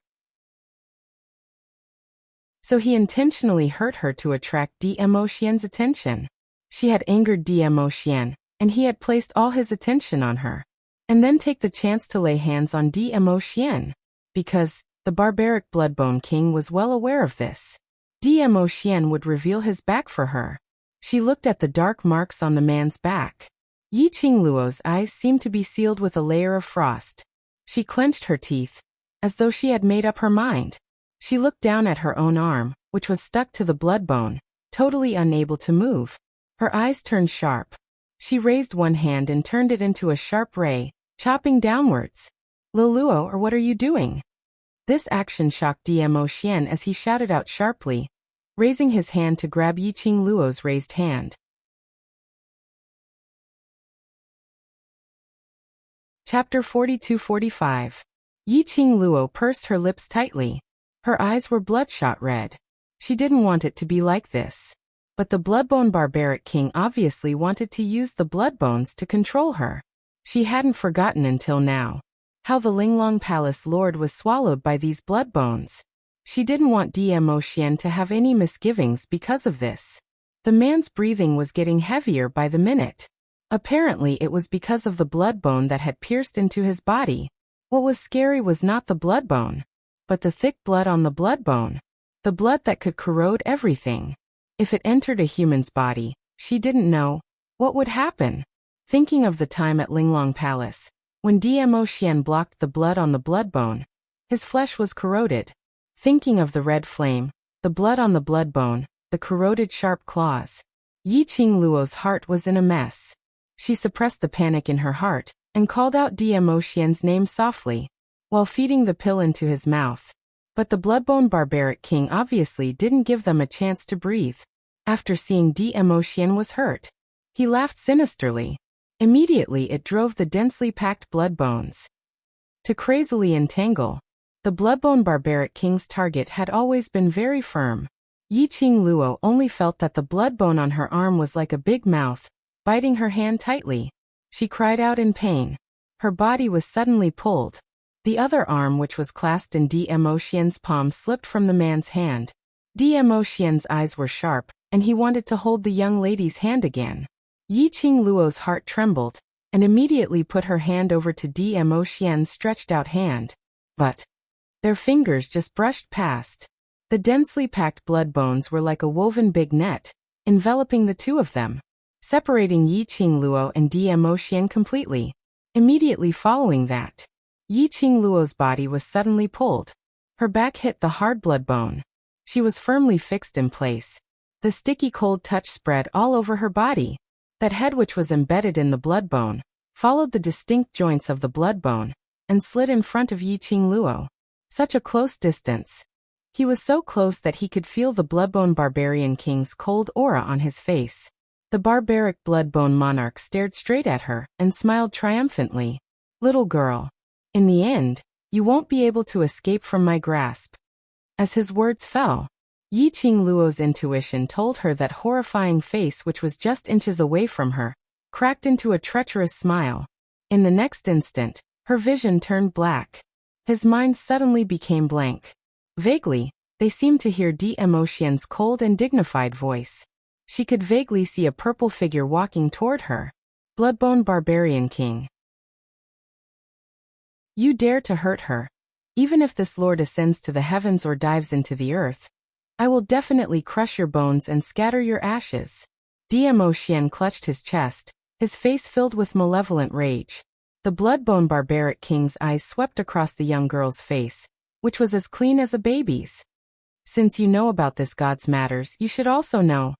How could this god bear to hurt her?" Dmo Xian's face was solemn and cold.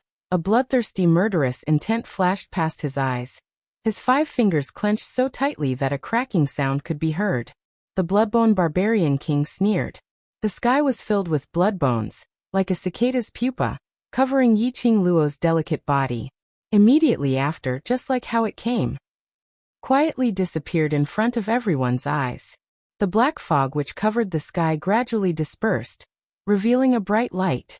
The moment Xiangui's protective shield was released.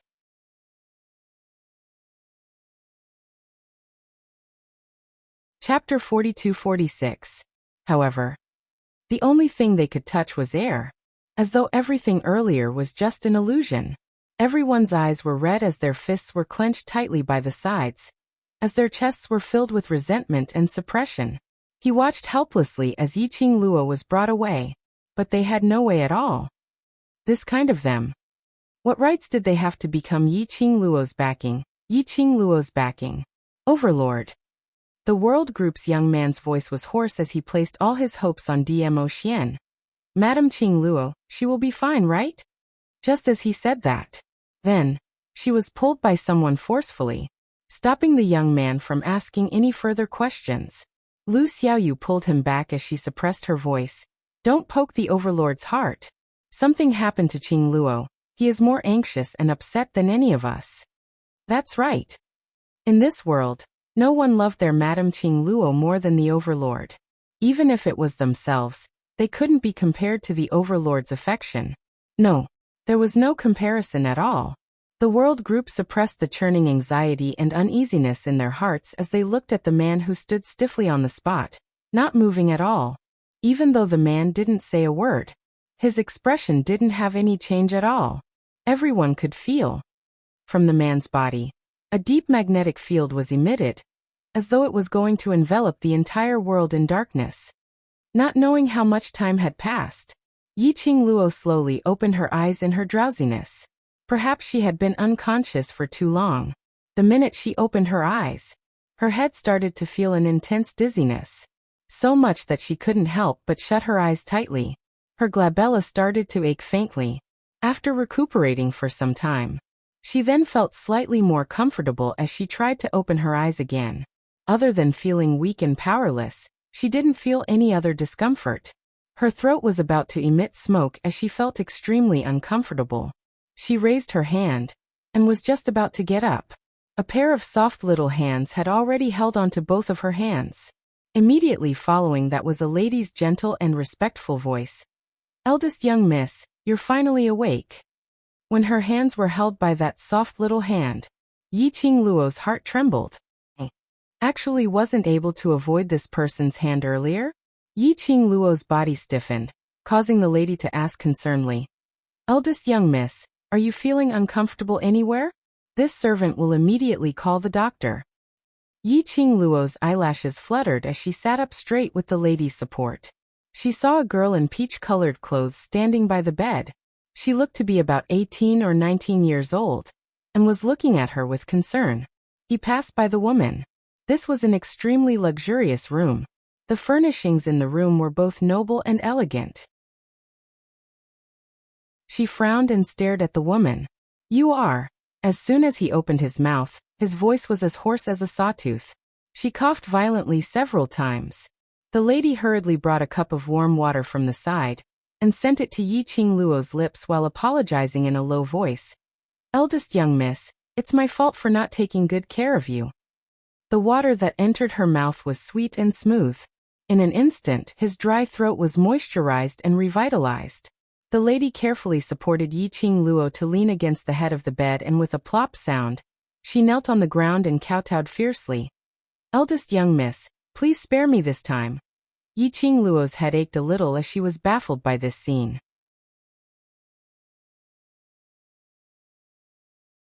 Chapter 42-47. The lady carefully raised her eyes and took a look at Yiqing Luo. Seeing that she didn't have any intention to blame, and seeing her tightly knitted brows, she went forward to massage her head. The lady's technique was skillful and skillful.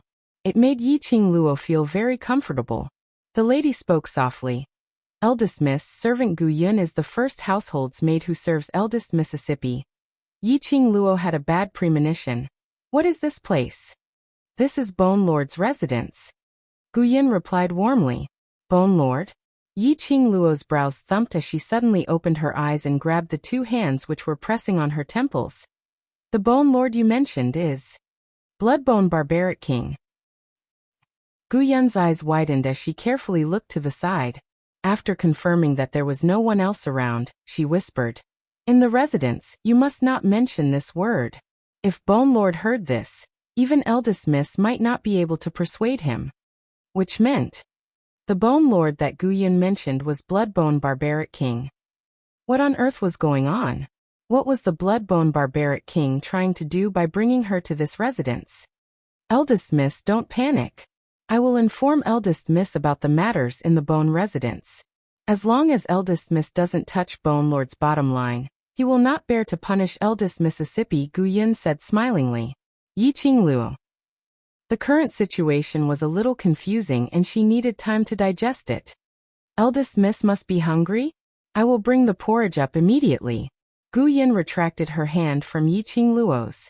She got up and ran to the outer hall to bring the porridge. Yiqing Luo's fingers grabbed. She lowered her eyes and looked at her empty hand. The expression on her face was somewhat grave. What was wrong with her? Not only could Gu Yin easily hold her hand, but she could also hold her hand. She could also easily break free from her hand. Could it be? Yiqing Luo had a vague guess. She closed her eyes slightly and revolved her profound jade heart. Indeed, it was empty. Her body was empty, without the slightest fluctuation of energy. She clenched her fist and there was no fluctuation of profound wave in her palm. Her energy had disappeared once again. And this time, not only was she unable to activate the divine relic, even his own pet space could not sense it. Moreover, she was unable to sense the existence of Old Man Song within the Azure Dew bracelet. It was as if she was just an ordinary person right now. Apart from not being able to use profound strength, apart from being unable to control the profound energy, she had no discomfort anywhere else. This knowledge made Yiqing Luo's brows creased even tighter. There was no need to guess. This must be the doing of the barbaric Bloodbone King. What exactly does he want to do? Brought her to his territory. He even arranged for a maid to serve him? You're finally awake. Suddenly, a shrill voice came from the quilt. The voice was somewhat familiar, and the tone was also so familiar that it made people want to beat him up. Yiqing Luo lifted the blanket. A little red head popped out from the bedding. That sharp mouth directly poked the back of Yiqing Luo's hand. Why are you so useless? That peck did not hurt at all. Yiqing Luo stared at the red bird about the size of 2 palms in front of her, startled. Qiyan, you're here too? Qiyan rolled his eyes in a bird style. This sacred beast is doing this for you. Yiqing Luo hurriedly carried Qiyan out from the quilt. Her gaze was fixed on its pair of claws. As expected.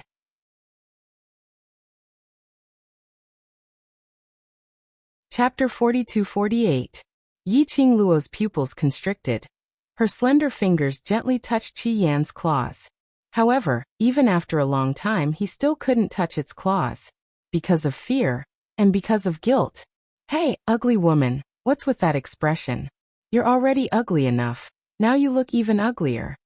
Qiyan flapped its wings. Its tone was full of disgust. But as it complained, it flapped its wings and straightened its little body. Its red eyes looked at her. This sacred beast is not as weak as you want to laugh. This little injury won't kill me. Although the words were not pleasant to hear. But it was obvious that she could feel it.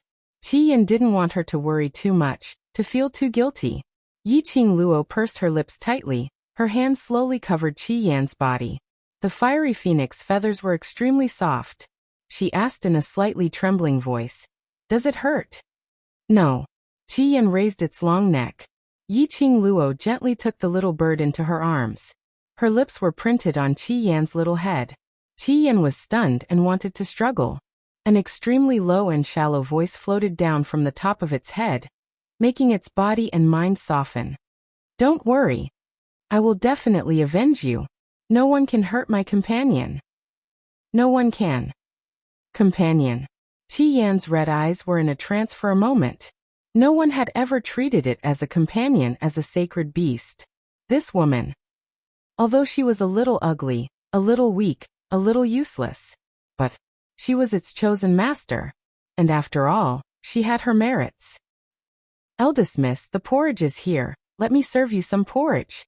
Outside the door, Guyan walked to the bedside with a jade porcelain bowl. When her gaze fell on Qiyan, she smiled. Eldest miss, don't worry your pet. Bone Lord has already treated it. It will recover in a few days. Yiqing Luo frowned slightly. Qiyan's claws became like this. Wasn't it because of Bloodbone Barbaric King? Bloodbone Barbaric King would treat Qiyan's claws? It was indeed him who treated me.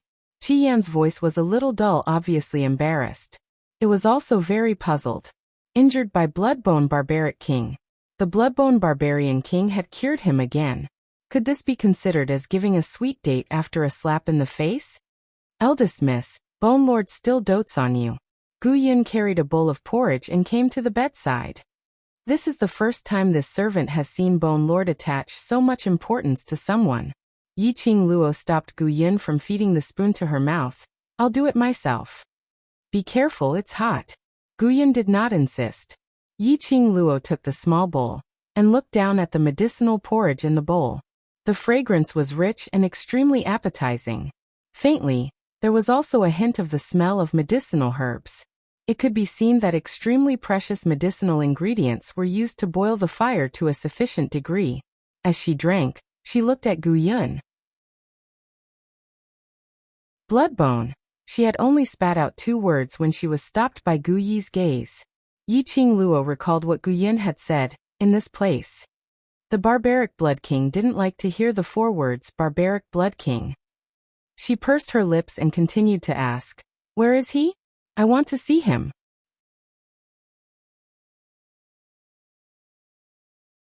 Chapter 42-49. Taking care of her? Hearing this sentence, Yi Qing Luo felt her hair standing on end.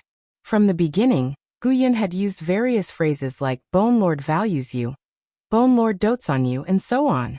Yi Qing Luo was almost suspicious that so-called Bone Lord and Bloodbone Barbaric King were not the same person. After finishing a bowl of porridge, Yi Qing Luo's stomach finally didn't feel empty anymore. Her strength had also recovered a lot. She passed the bowl back to Gu Yun and lifted the blanket. She looked down at her sweaty clothes. Gu Yun put the bowl to the side and asked with great insight, Miss, do you want to take a bath? I'll go prepare now. Yi Qing Luo nodded. According to Gu Yun, she had been unconscious here for 2 days. Early on at the cliff, she was entangled with Bai Mei and the rest, and then there was Bloodbone Barbaric King. Her body was already sticky. After the bath, she braced herself and went out to see what kind of place this was.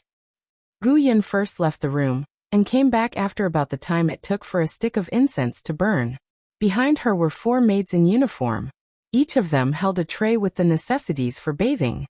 Eldest Miss, please follow me. Gu Yun helped Yi Qing Luo put on an outer robe and supported her arm. After walking out of the room, what came into sight was an extremely spacious loft. The trees were lush and verdant. A pond of clear spring was located on a rockery. At first glance, it was elegant and noble without losing its style. Just by looking at it, one would feel comfortable. The person who built this loft had good taste. Following Gu Yun, they turned into another long corridor. Along the way, they didn't see anyone else. When they reached the bathing area, the 4 maids neatly placed the things and left.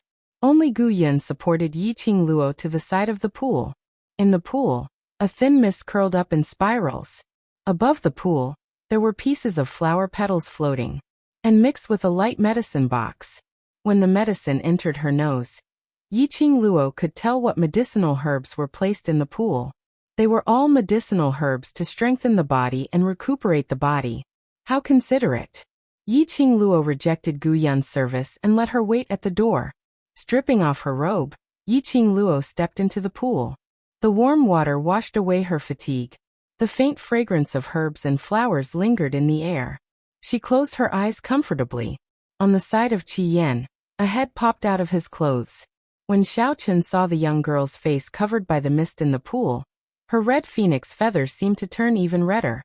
His little wings could not help but flutter a few times. Qi Yan. In the hot spring, the girl's voice seemed to be covered with a layer of water vapor. Qi Yan's phoenix feathers trembled. This holy beast didn't peek at you. Yi Qing Luo. You're just a bird, so what if you peeked? She turned over, put her hands beside the soup pool, and looked at Qi Yan through the dense mist. I want to ask you, what happened after I was in a coma? He woke up. She came to a strange place. Meeting a stranger. She even became the so-called young Mississippi. She didn't understand what the Bloodbone Barbaric King wanted to do. Qi Yan was silent for a moment and shook his head. I was originally healing my legs in the pet space, but suddenly, I was forcibly sucked out of the pet space by a force, and then I saw the Bloodbone Barbarian King.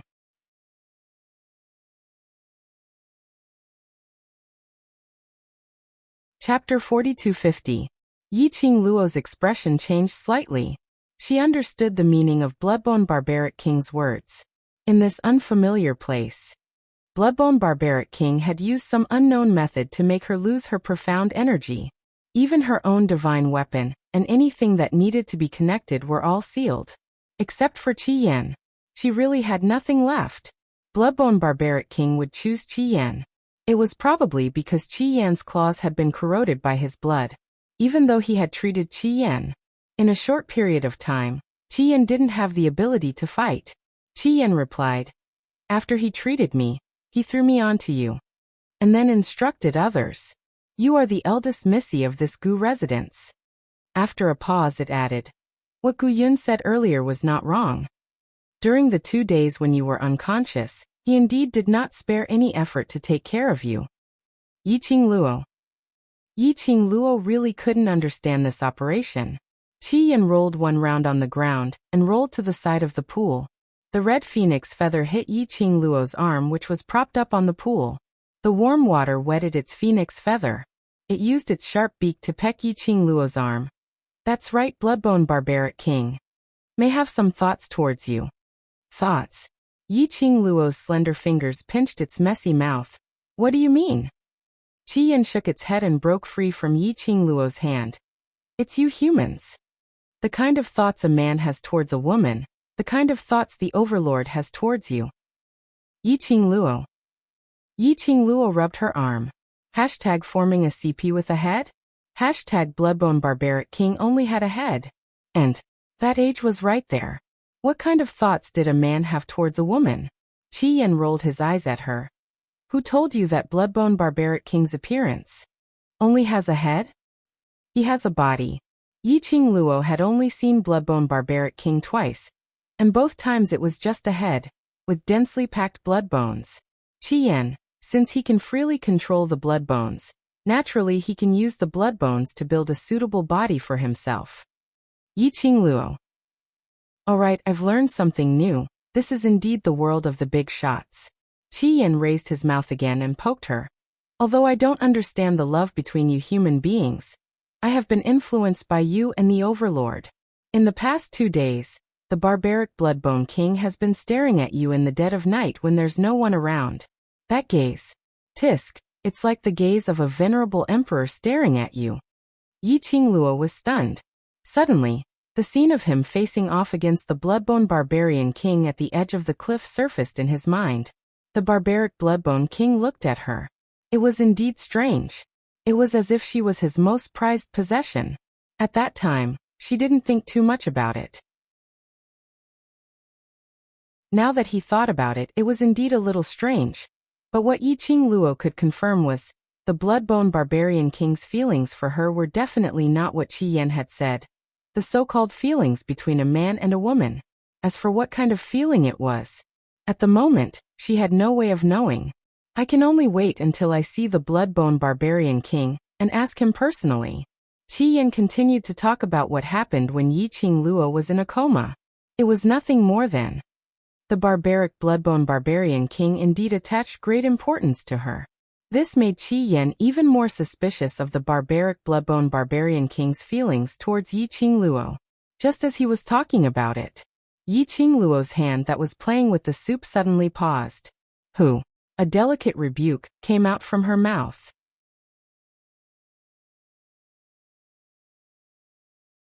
Chapter 4251. Qi Yan's vision followed Yi Qing Luo's gaze. A figure flashed past the door. It fluttered its wings and rushed out of the room. Very quickly, a man's groan was heard from outside. "Man? Here? There was actually a man? Didn't she not see anyone along the way?" Yi Qing Luo's brows creased slightly as she sensitively sensed the surroundings. She quickly got up from the hot spring. Her arms stretched out, and the robe that was hanging on the rack slid into her arms. She quickly put on the robe neatly and walked out of the room. The first thing he saw was Qi Yan flapping his wings and pecking at a man with force. The man hugged his head, dodging left and right as he cried out in pain. It was mixed with a few curses. He even stretched out his hand, trying to catch Qi Yan to vent his anger. Perhaps it was because the pecking was too painful. That man's expression was sinister as his palm surged with a powerful profound wave, striking directly towards Qi Yan. Qi Yan. Yi Qingluo's pupils tightened as she immediately shouted and stretched out her hand towards Qi Yan. Qi Yan spread its wings and nimbly avoided the man's palm and flew back to Yi Qingluo's body. Yi Qingluo caressed Qi Yan's phoenix feathers and heaved a sigh of relief when she saw that it wasn't injured. The current Qi Yan was probably the same as her. It could only maintain the size of this small pet. Furthermore, his power as a holy beast had been sealed. Who are you? Yi Qingluo held Qi Yan in her arms as she stared coldly at the man in front of her. The man had quickly retracted his palm the moment Yi Qingluo spoke and tidied up his appearance. When Yi Qingluo looked at him, he even straightened his back and put on a graceful look as he smiled at Yi Qingluo. Eldest young miss, Mr. Ren, why are you here? Suddenly, a hurried footsteps were heard. Gu Yan walked over with a tray in her hands. When she saw that man, the expression on her face turned extremely ugly. She went around to Yi Qingluo with a vigilant look. The man who was addressed as Mr. Ren fixed his gaze on Yi Qingluo as his lips were filled with smiles. Miss Yan, I heard that this Mr.'s fiancé has returned, so this Mr. naturally wanted to come over and take a look. What kind of person is this Mr.'s mysterious fiancé? As he spoke, he stroked his chin. Now that I've met her, I'm very satisfied with this fiancé of mine. Gu Yan's face turned even more ashen. She straightened her back and blocked the man's gaze. Regarding the engagement, Bone Lord did not personally state it. Young Master Ren, please conduct yourself with dignity. Don't ruin the reputation of my eldest miss. Ah, Miss Yan, Bone Lord has promised that whoever can rank first on the honor roll will marry eldest young mistress. In the entire old city, who else can it be other than me? The man's eyes were full of pride and complacency. Miss will be my fiancé sooner or later, won't you? Gu Yun was expressionless. The matter regarding the honor roll is merely a rumor spread by you and has nothing to do with Bone Lord. Moreover, Mr. Ren came uninvited and harassed eldest young mistress. Your behavior is that of a lecher. Bone Lord will not hand eldest young mistress over to you. The man's smile deepened when he heard that. There's no smoke without fire. If Bone Lord had not mentioned this matter, the outside world would not be so spread.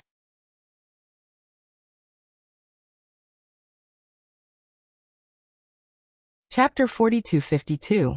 Facing Gu Yun's anger, the man totally disregarded it. His naked gaze stared at Yi Qingluo without any concealment. His eyes were filled with the man's evil smile. Earlier, although he had just neared the bathroom, before he could steady his footsteps, he was already discovered by Yi Qingluo. He was enveloped by a hazy mist again. But she couldn't stop his imagination. The young lady's face was devastatingly beautiful. Her fair jade-like skin was as smooth as a newborn baby's and her pink lips were slightly pursed, as though she was seducing him. Thinking back to the scene just now, where the water vapor had blurred everything in a flash, he felt a chill run down his spine. The man's eyes were almost bursting with evil fire. This naked gaze made Yi Qingluo's slender brows crease tightly. Mr. Ren, don't go overboard.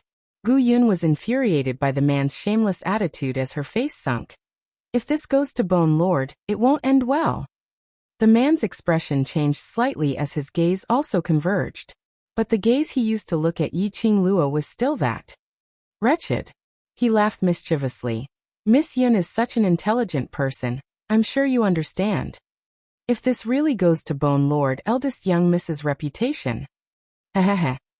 He was laughing as he rubbed his hands. You. Gu Yun gritted her teeth as she stared at him angrily. Shameless. To be able to gain the beauty's eyes. What's the harm in being shameless?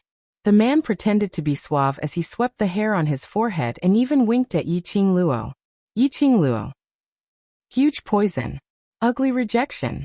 If it wasn't for the fact that her profound energy was sealed for some unknown reason, she would definitely raise her fist to punch him. Her disgusted gaze naturally fell into the man's eyes.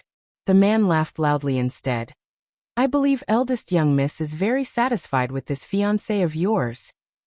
The last person who used such a disgusting gaze to look at me. Do you know what happened to him? Yi Qing Luo was expressionless. Could it be? Eldest young miss kept him under your skirt? The man's gaze was fiery. Yi Qing Luo continued expressionless. That person's grave grass is already 6 feet tall. Ha. Ha ha. The man was stunned for a moment before he realized the meaning behind Yi Qing Luo's words as he couldn't help but burst out laughing. This master is very satisfied with you as my fiancé, very satisfied. Gu Yun's face was cold as she directly raised her hand and blocked in front of Yi Qing Luo, about to make a move against the man. The man suddenly turned around and left in another direction. He laughed as he walked. Gu Yun was so angry that she didn't know whether to put her hand down or not. Just like that, the man's figure disappeared from their line of sight. Even though the man had walked far away, his arrogant and excited laughter could still be heard. Gu Yun's expression changed again and again. Finally, he put his hand down. She pursed her lips and bowed her head towards Yi Qing Luo to ask for forgiveness. Eldest young miss, I'm sorry. It's this servant who didn't guard the bathroom properly, giving the scoundrel an opportunity to take advantage. It's this servant who didn't protect you properly. I'm fine. Yi Qing Luo's gaze retracted from the direction where the man had left. She was suspicious of Gu Yun in the beginning, but just now when facing that man, Gu Yun was serious about protecting her heart. If the man hadn't left in time, she was afraid that now, Gu Yun would have fought with the man for her. After being disturbed by the man, she didn't have the mood to return to the pool to soak in the bath. She directly beckoned Gu Yun to leave.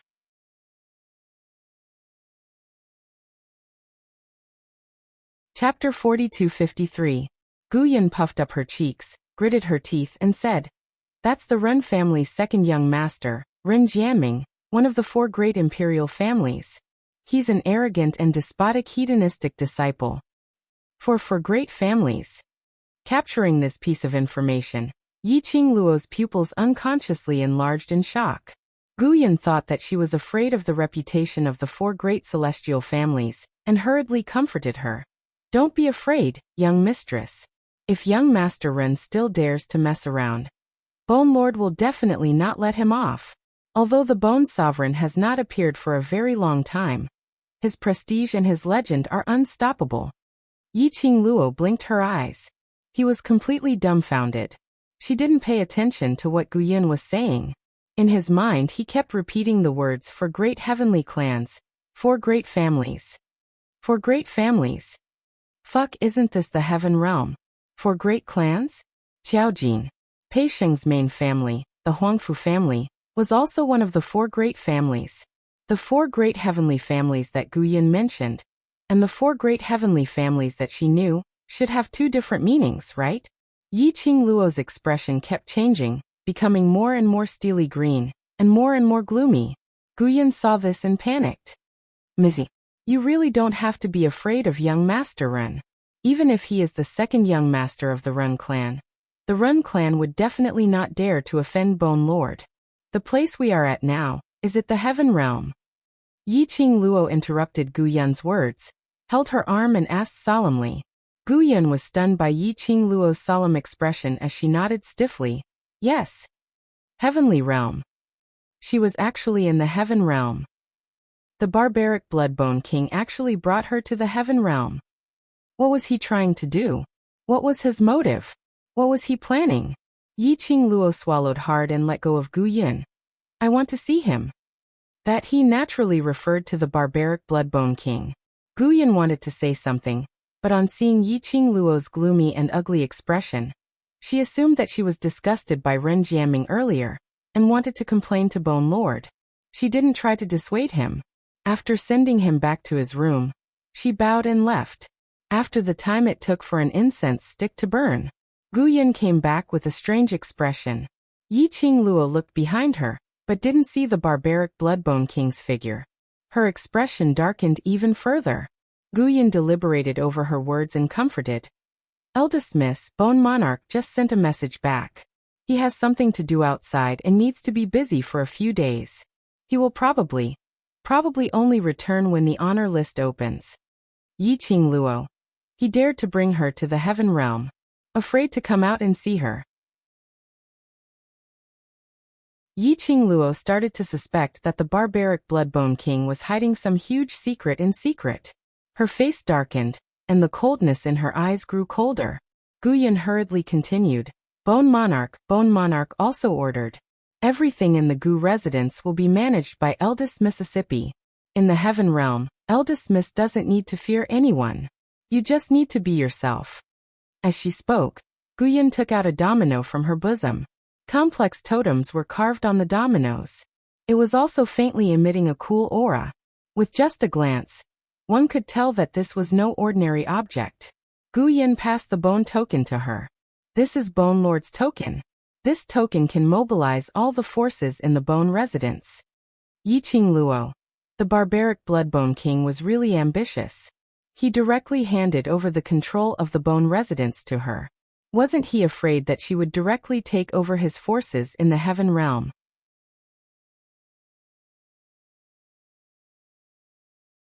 Chapter 42-54. Fight out. Very good. This is the style of the Bloodbone Barbarian King. It seemed that Gu Yun's hatred for Ren Jiaming was quite deep. Yi Qingluo received the bone tile. It felt as if he had touched a block of ice. But very quickly, it was assimilated by the warmth of her fingertips. She held the domino card and looked it up and down. Her long and narrow eyes raised slightly. What did you mean by the wind cloud list just now? Why did he only come back when the wind cloud list opens? Young mistress doesn't know about the excellence list? Gu Yun's face was full of shock.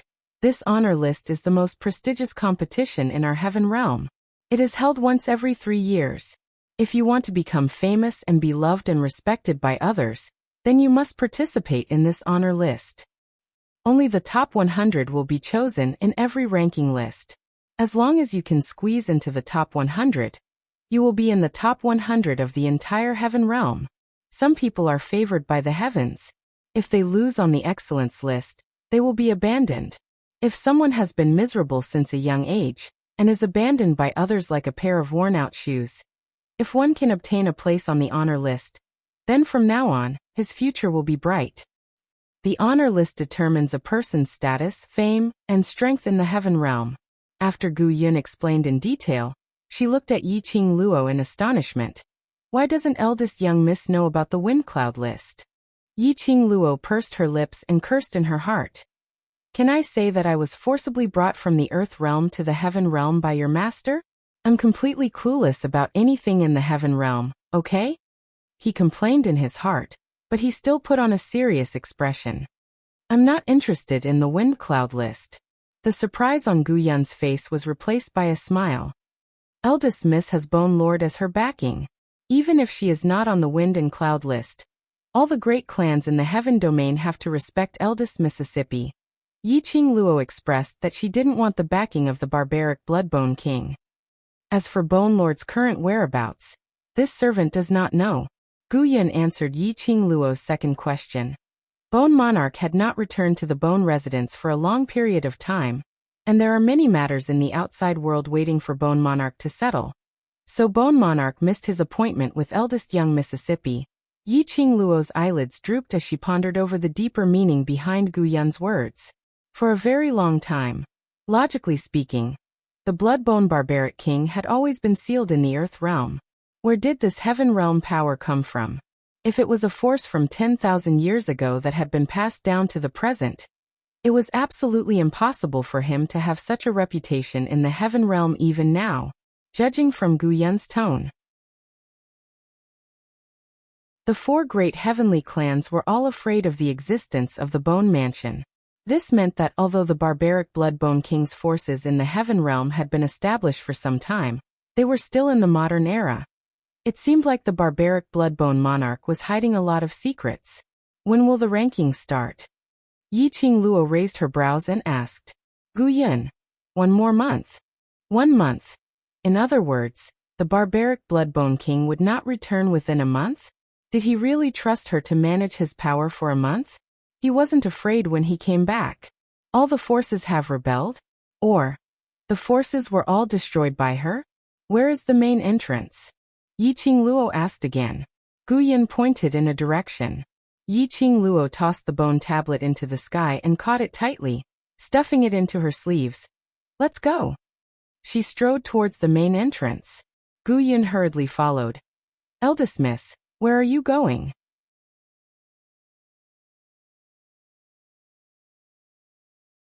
Chapter 42-55. The two figures gradually distanced as they walked out of the Gu residence. Two figures silently appeared at the place where Yiqing Luo and Gu Yin were standing earlier. One was tall and straight like a mountain. The other was petite and slender. The lady's slightly dissatisfied voice rang. Gui, why must Bone Lord pamper such a lady? Other than having a face which is still passable, which part of her is worthy of Bone Lord? Don't talk nonsense. The man who was addressed as Gui berated sternly with a solemn expression. Bone Lord naturally has his own reasons for choosing her, and it's not up to us to make irresponsible remarks. I'm just feeling unhappy. The lady's eyes turned red from the berating as her voice turned softer.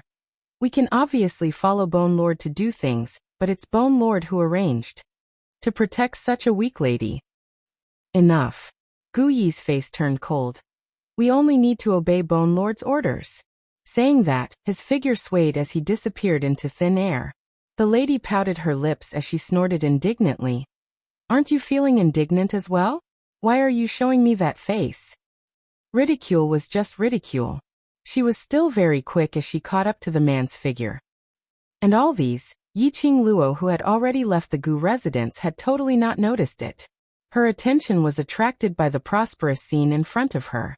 This heaven realm was indeed the upper realm's middle-level realm. The passers-by, no matter if it was the street vendors or the passers-by, all of them were cultivators with dense, profound energy. These cultivators could be randomly picked out and placed in Nirvana realm. They were all legends who were worshipped like gods. Gu Yin followed behind her, not leaving her by even an inch. And the passers-by, when they saw Gu Yin, all of them respectfully took a detour. Whereas for Yiqing Luo, who was able to make Gu Yin wait on her, naturally became the topic of discussion. I heard that Lord Bone Lord brought his niece back to the Gu residence, that young lady. Is Lord Bone Lord's niece? In the entire old city, who else can make Miss Yin take care of them so carefully? Previously, when I heard the news of Lord Bone Lord's niece, I thought it was fake, but I didn't expect. Lord Bone Lord really has a niece. The passers-by were all discussing. All sorts of discussions went past Yiqing Luo's mind. Then her face darkened. He stopped and turned his head to look at Gu Yin. He asked with a dark expression, Niece? When did she become the niece of the barbaric Bloodbone King? She was still wondering why Gu Yin and Ren Jianming kept calling her Missy. The Bloodbone Barbarian King had announced that she was his niece? Eldest Miss had lost her parents at a young age, and it was Bone Lord who had placed Eldest Miss in the dark to take care of her till now. Rather than saying he's a niece, this servant feels that Bone Lord is more like Eldest Miss' father. Gu Yin didn't hear the uneasiness in Yiqing Luo's words, but instead explained with a smile. Father. Father my ass. The Bloodbone Barbarian King really knew how to make up her identity. He had created such a persona for her. However, after hearing what Gu Yin said, Yiqing Luo was more or less able to accept the persona of niece. At the very least, it was better than the father and daughter persona. She had to call the Bloodbone Barbarian King daddy? Sorry, I can't do it. Yiqing Luo took a deep breath and forced herself to accept the niece persona. In any case, this persona allowed her, who had lost her profound strength, to still be able to use her connections to intimidate others in the heaven realm.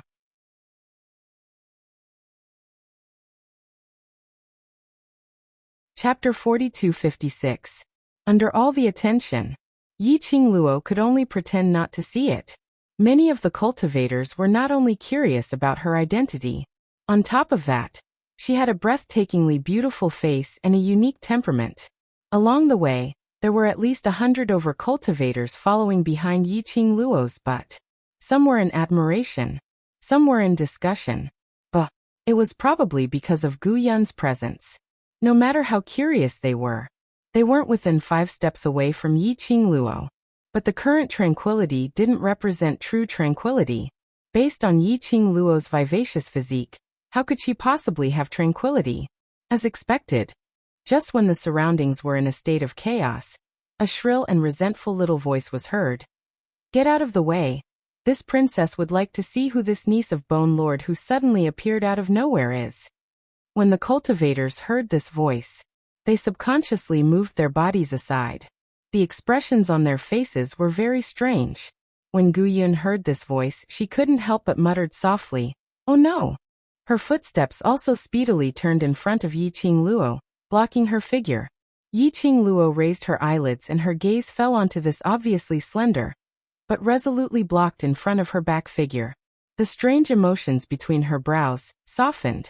Very quickly, the crowd dispersed to the two sides, revealing a path. A 15 or 16-year-old lady walked over with elegant and confident steps. Her chin was raised high, like a high and mighty empress, looking down on all living beings. The lady was dressed in a luxurious dress with a bouquet of flowers. There were several layers of skirt, from the inside to the outside, making her every step look like a lotus. Until the lady stopped in front of Yi Qingluo. The distance between the two of them was just 2 steps apart. The lady gave an exquisite low laugh. Her expression was slightly sinister and distorted. That pair of arrogant beautiful eyes sized up Yi Qingluo from head to toe. Just one look. The lady's eyes overflowed with jealousy, but very quickly, she laughed coldly. You are the niece that Bone Lord mentioned?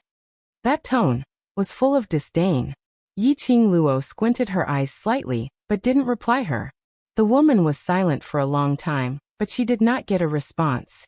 Her expression immediately stiffened. Bone Lord's niece only has this much capability. This little ability, that little ability? Yi Qingluo raised her brows as she replied in a good mood. The woman clenched her fists tightly, and her knuckles creaked. You're courting death. She rebuked angrily as her face revealed a ferocious expression. With a backhand, she struck out a palm directly towards Yi Qingluo's skull. Although Yi Qingluo had lost her profound energy, but his body retained the habit of fighting and his own senses. In the instant that the woman raised her palm, Lin Fan's eyes widened. Yi Qingluo could clearly feel the dense profound energy that was released from the lady's body, but she couldn't dodge. The profound practitioners who were watching the show in the surroundings watched with folded arms, and only cared about watching the show. Or perhaps, he did not think that Bone Lord's niece was not a profound practitioner. All of them had the intention to probe Yi Qingluo. Moreover, in the heaven realm it was extremely common for people to fight in public, especially when it was nearing the critical juncture of the chart. Various powerhouses, large clans, large sects, etc., had all sent out their most outstanding geniuses. It could be said, the entire old city, at least 80% of the geniuses were gathered. Any disagreement, and they would start fighting. Any disagreement, and they would start fighting.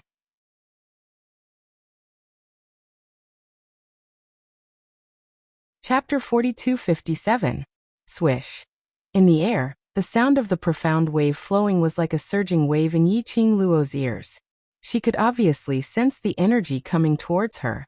Her body wanted to avoid it, but her body's reaction couldn't keep up with her own feelings. Because there was no fluctuation of profound energy in her body, how could ordinary people avoid profound cultivators' attack? Her thoughts were whirling. The incoming palm wind was like a hot knife through butter, rushing over with the speed of lightning. Bam! In the air, there was an explosion of vibrations. The slender figure in front of him easily grabbed the arm of the person who was approaching. 5 slender fingers, but it had an irresistible pressure. It was Gu Yun. She just used one hand to block the lady's attack. Effortlessly and effortlessly. Gu Yun, how dare you? The lady stared at Gu Yun angrily, as though she couldn't wait to skin her alive. Gu Yun didn't move at all as she tightened her grip on the lady's wrist. This servant is under orders to protect eldest young miss. No one is allowed to hurt a single strand of eldest young miss's hair. Since she's Bone Lord's niece, then she should bring out her ability and prove her ability in front of everyone, so that everyone will be convinced, isn't it? The lady was filled with righteous indignation. In addition, she was treated like this by a maid in front of so many people. She had lost her dignity as a member of the royal family. Her face turned red and she angrily rebuked. "You offended me like this. Are you trying to offend me?" Gu Yun remained unmoved as though she wasn't threatened by her at all. Princess's words are different. Eldest young miss is Bone Lord's niece, and also someone whom Bone Lord has acknowledged. Even if she doesn't have the ability, she's still Bone Lord's niece. No one is allowed to bully and humiliate her. Her words paused slightly as her gaze turned cold as she stared at the lady in front of her, saying word by word, including "Princess." The lady's expression instantly turned steely green as her eyes were filled with a venomous glint. She struggled, trying to break free from Gu Yun's hand, but she was held tightly by Gu Yun. Totally unable to break free, she was flustered as she scolded. "Gu Yun, don't get carried away just because you're the maidservant in charge of the Gu residence. No matter how high your status is, you're after all a servant." The lady's words made Gu Yun's expression change slightly, but it was only for a moment. "Princess Xiaozhu, you don't have to worry about me. This servant will naturally report today's matter to Bone Monarch and personally apologize to him."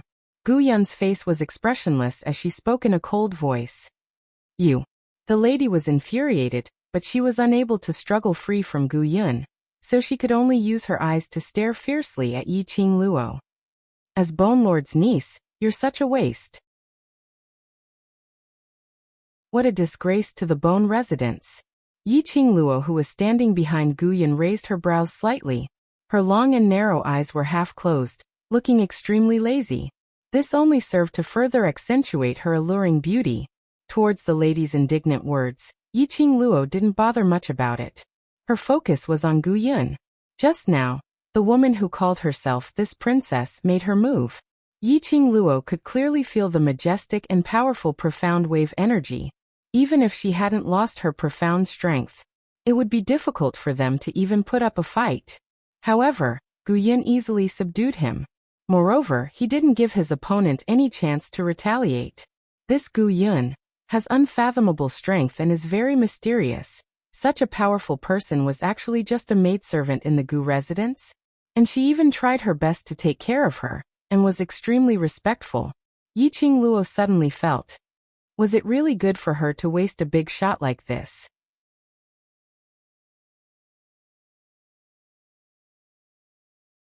Chapter 4258. The clamor and the atmosphere immediately attracted the attention of many people in the surroundings. Someone saw an exclusive scarlet blood BMW outside the crowd. It's actually Princess Xiaozhu.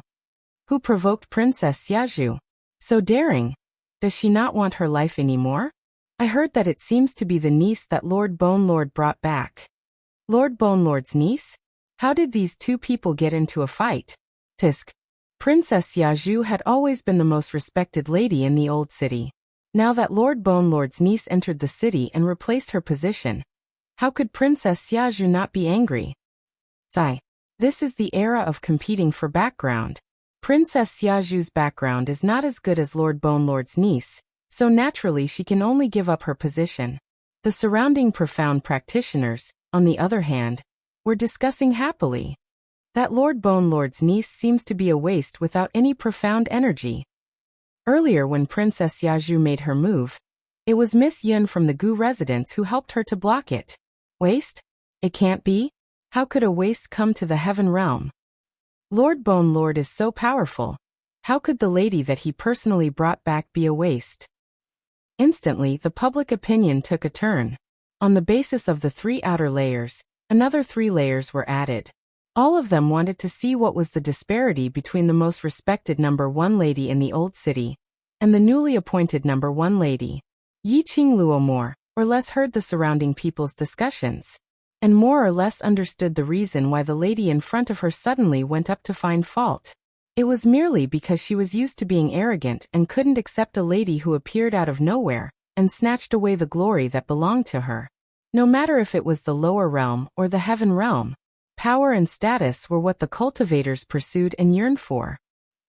Eldest miss, I'm sorry, I'll settle Princess Xiaozhu immediately and won't disturb your mood.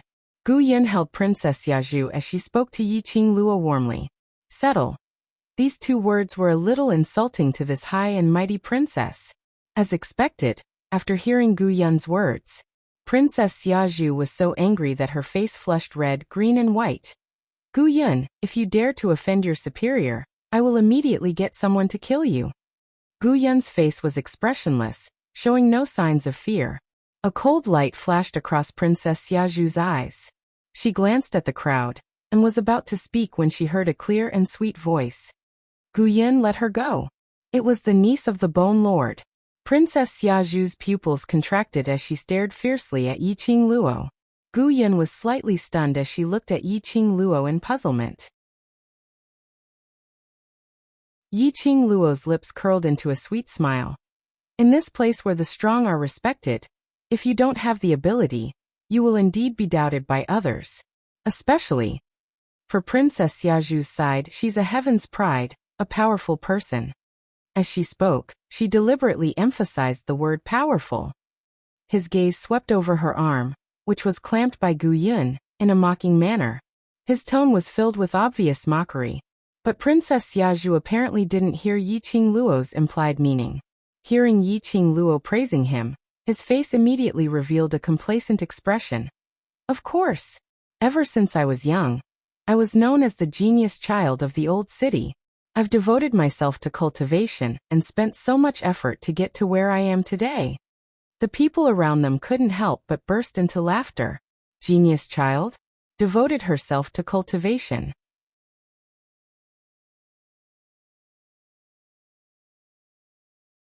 Chapter 4259. It was simply too embarrassing. But after the laughter, everyone turned their faces away and pretended to be serious, not letting Princess Yaju find out. After all, the other party was Princess Yaju. They still wanted to live on. Between the two of them, no one could be offended. Just let them be quiet and expressionless onlookers. Towards the sudden laughter of the crowd, the sudden seriousness, Princess Yaju indeed didn't notice the deep meaning behind it, as all her thoughts were placed on Yi Qingluo. Eldest Miss. Gu Yun revealed a difficult expression as she glanced at Princess Yaju hesitantly. Yi Qingluo's lips curled as she smiled at her. No matter. Gu Yun pursed her lips and finally listened to Yi Qingluo's command as she let go of Princess Yaju and turned around to return to Yi Qingluo's side. At the same time, Princess Yaju's eyes turned cold as a sinister gaze flashed past. The moment Gu Yun let go of her and turned around, boundless profound rays gathered on both palms as it struck down towards Gu Yun's back. Be careful. The moment Princess Yaju made her move, Yi Qingluo noticed her actions. Subconsciously, she grabbed Gu Yun with one hand and pulled her over. The other hand drew out a dazzling red ray. Clang. The sound of the palms colliding resounded. Gu Yun's reaction was swift as she quickly grabbed Yi Qingluo tightly and brought her out of the range of the profound wave.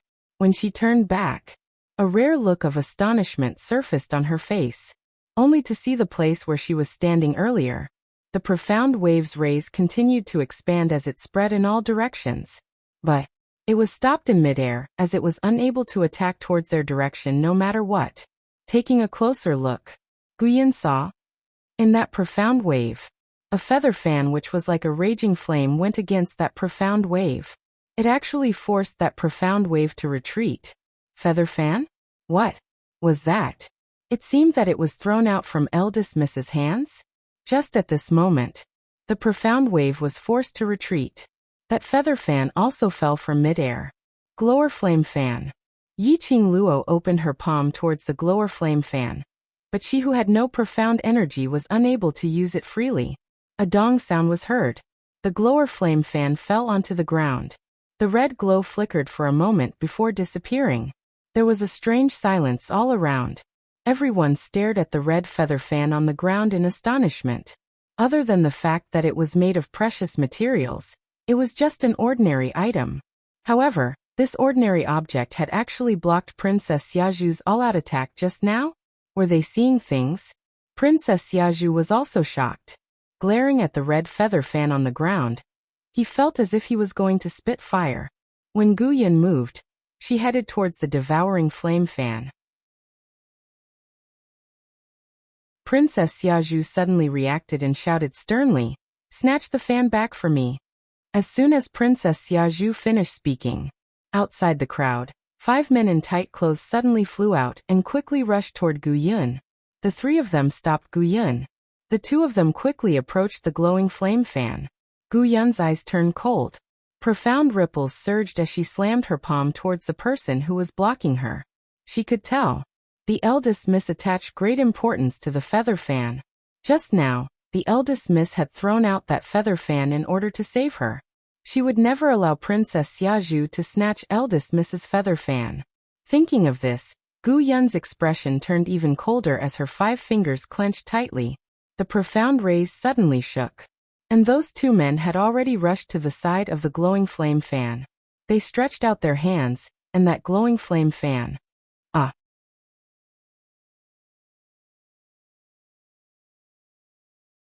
Chapter 4260. A fiery red shadow, like a fireball. Just as that man withdrew his hand, the glower flame fan on the ground had already disappeared. The men quickly looked towards the direction of the red shadow. They saw a little bird, fluttering its wings, hanging in its mouth, was that red feather fan. So, that man shrieked miserably and withdrew his hand. Was he pecked by this bird? Damned bird. The well-dressed men quickly flew towards the bird. When that red shadow appeared, Yiqing Luo's pupils suddenly tightened. It was Qi Yan. When did it fly over to the glower flame fan? Yiqing Luo quickly stepped forward and took Qi Yan into her arms. Qi Yan placed the glower flame fan in Yiqing Luo's hands and snorted coldly. In the end, I still have to do it, you're really useless. Yiqing Luo rubbed its fluffy phoenix feathers and whispered, "Next time don't act on your own, what if you get injured?" "I will get injured? What a joke. A human who can injure me has not been born in this world." Qi Yan proudly raised its little head. Yiqing Luo pinched its injured paw.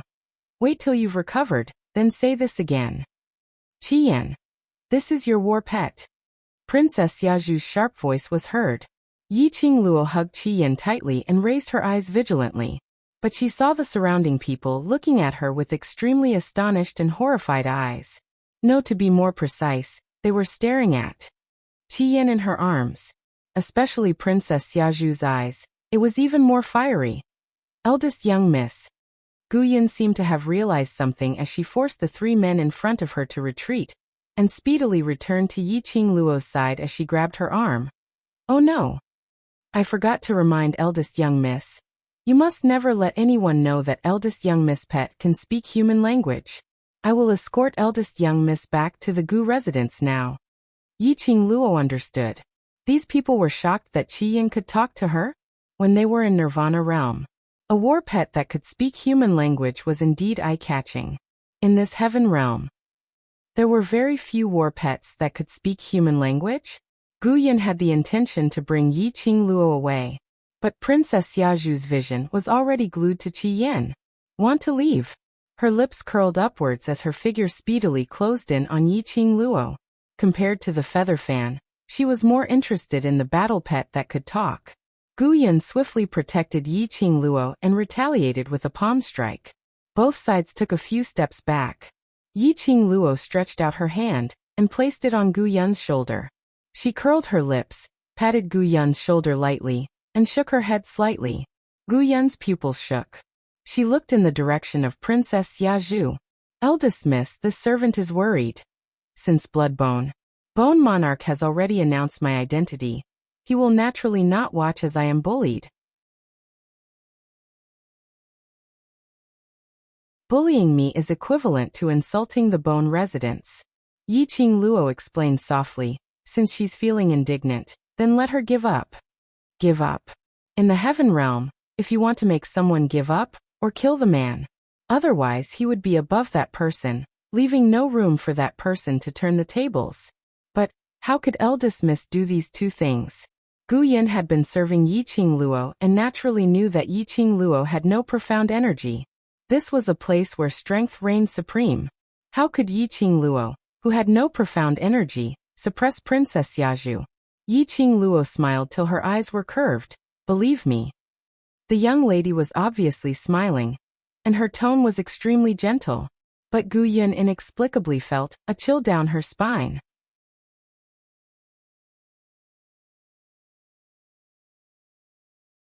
Chapter 4261. The hand which was blocking in front of Yi Qing Luo was slowly put down. She believed in eldest Mississippi, and believed in Bone Lord's trust towards eldest Mississippi. Seeing Gu Yun retreating, Princess Xiaoju's eyes flashed past as her lips curled into a cold arc. Now this princess thinks highly of you. She paused and curled her lips coldly. Since you want to seek your own death, this princess shall fulfill your wish. After killing this so-called eldest miss, that battle pet which could speak human language would belong to her. Princess Xiaoju had no intention to conceal the murderous intent in her eyes. Gu Yun watched from the side, unable to restrain the anxiety on her face. But when she saw Yi Qing Luo's indifferent expression, she suppressed the urge to rush up. But her body maintained a vigilant posture, ready to rush up if Yi Qing Luo was no match for her. Your Highness. Beside Princess Xiaoju was a maid who looked to be in her 20s. From her dressing, she should be Princess Xiaoju's personal maid, as she called out to her in a low voice. Princess Xiaoju restrained her imposing manner slightly as she turned her head to look at the maid. Yuing, what's the matter? This person cannot be killed. The maid who was addressed as Yuing moved closer to Princess Xiaoju's ear as she lowered her voice. Although the Emperor has the intention to suppress Bone Lord's power, but this can only be done in secret. If your Highness kills Bone Lord's niece, it would be equivalent to offending Bone Lord. Princess Xiaoju's expression congealed as the murderous intent in her eyes gradually dissipated. But her expression was still gloomy. Then what should we do? Yuing muttered to herself for a moment as she glanced at Yi Qing Luo from the corner of her eyes. This person relies on Bone Lord and is arrogant and despotic. Your Highness just needs to teach her a lesson. After this, if Bone Lord blames you, Your Highness just need to say that it was eldest Miss who insisted on being strong and initiated to provoke you. These commoners present can all testify. As for Your Highness, you just don't know that she is a waste and didn't stop in time. Hearing Yu Ying's words, Princess Xiaoju's face revealed a complacent smile. She raised her hand and patted Yu Ying's shoulder lightly. All right, I will do as you say. Immediately, Princess Xiaoju turned around and looked at Yi Qing Luo with a sinister smile as her lips curled. Without any explanation, the palm wind surged and struck towards Yi Qing Luo's face. Princess Xiaoju was extremely fast. Yi Qing Luo only felt that a hurricane was raging. The bone-piercing cold wind brought along a tyrannical force as it came crashing down. She could feel Princess Xiaoju's movements. He could feel the arc of her attack. Not far away, the two figures hidden in the dark looked at the scene in front of them hesitantly.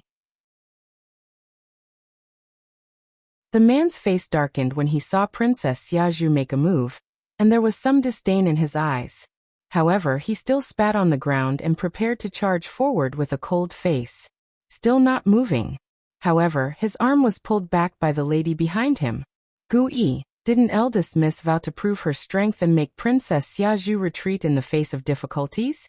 Since she's so capable, why do we need to do anything? The man's body stiffened. His gaze fell on the young girl who stood there motionlessly, as if she had been scared silly by Princess Xiaoju's attack. His expression turned even uglier. If anything happens to her, Bone Lord will not let us off, he said. The lady gave a cold snort. We are merely helping her to prove her strength. She is the lady chosen by Lord Bone Lord, and she doesn't even have this bit of ability? The man's gloomy face remained expressionless.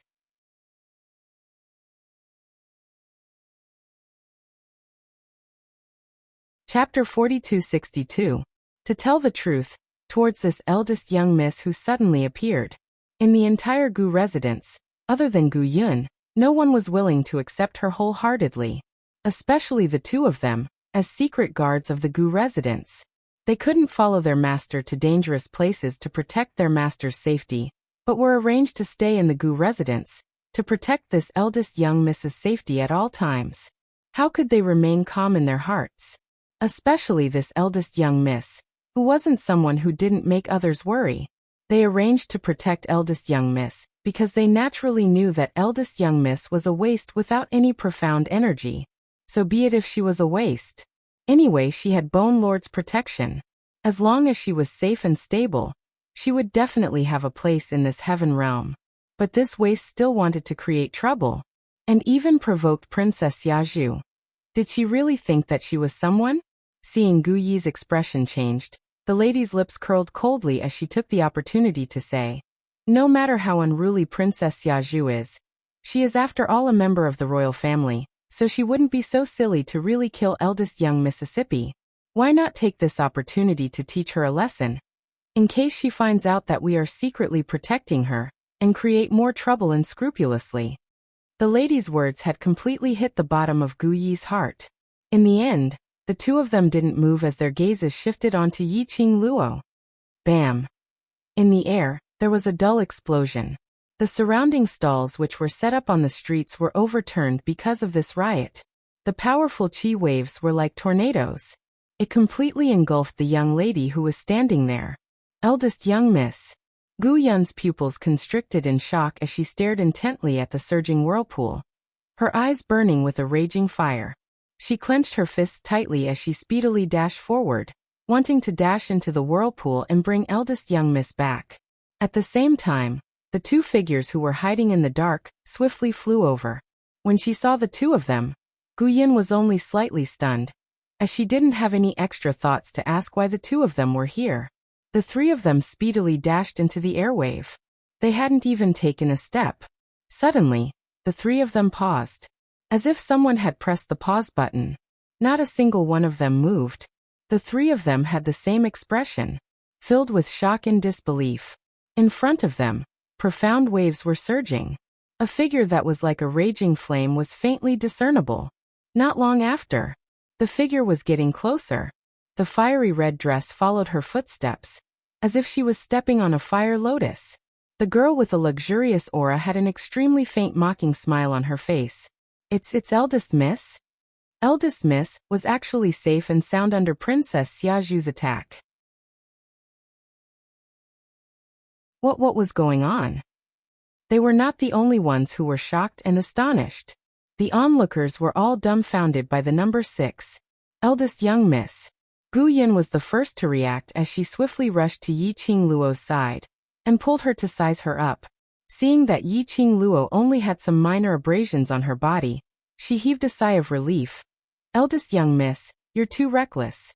If Bone Lord were to find out about this, he would definitely punish this servant." Yiqing Luo's breathing paused. Enduring the stifling feeling in her chest, she raised her long and narrow eyes and fixed her gaze in the direction that was enveloped by the profound wave. He seemed to have seen something. Her pink lips curled into a faint cold arc, as though filled with malice.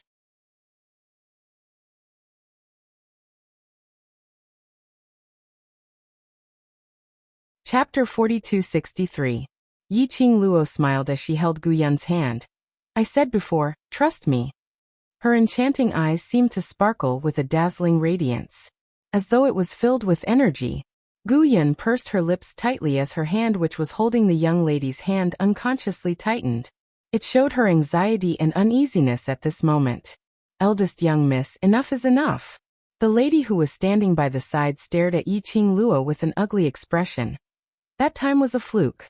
That was because Princess Xiaoju saw that you are Sir Bone Lord's niece, so she showed mercy and escaped once. Do you really think that you are very powerful?" Yiqing Luo's brows rose as she squinted her eyes, sizing up the lady in front of her. The lady raised her head arrogantly. "You should not know our identities. He arranged to protect my secret guards in the dark." Yiqing Luo directly interrupted the lady's words as she continued her sentence with a smile which didn't look like a smile. The lady was stunned as her brows knitted tightly. "How did you know?" Yiqing Luo couldn't help but laughed.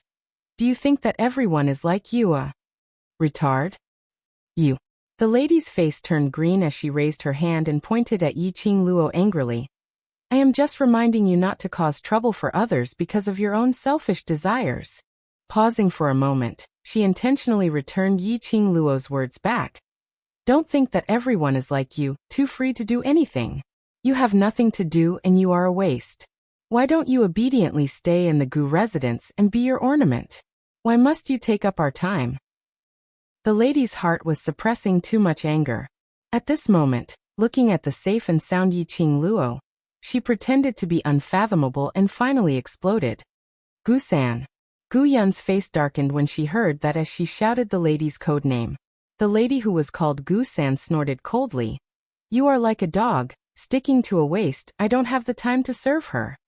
Gu Yun opened her mouth as she wanted to say something, but she was held back by the young lady as she smiled and shook her head at her. Eldest young miss. Gu Yun's expression was complicated as she looked at Gu-san, and then at Yiqing Luo, feeling somewhat guilty for letting eldest young miss hear these words. Yiqing Luo pulled Gu Yun behind her. His footsteps slightly moved, slowly walking towards Gu-san.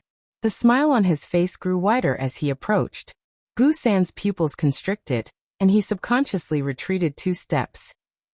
What do you want to do? I'm just telling the truth. First. Yiqing Luo raised a finger and gave a smile which didn't look like a smile. I do feel that I'm very powerful, at least I still have a brain. Not waiting for Gu-san to scold him with a red face, Yiqing Luo had already interrupted her as she raised her second finger. 2. What I want to do is my freedom. May I ask?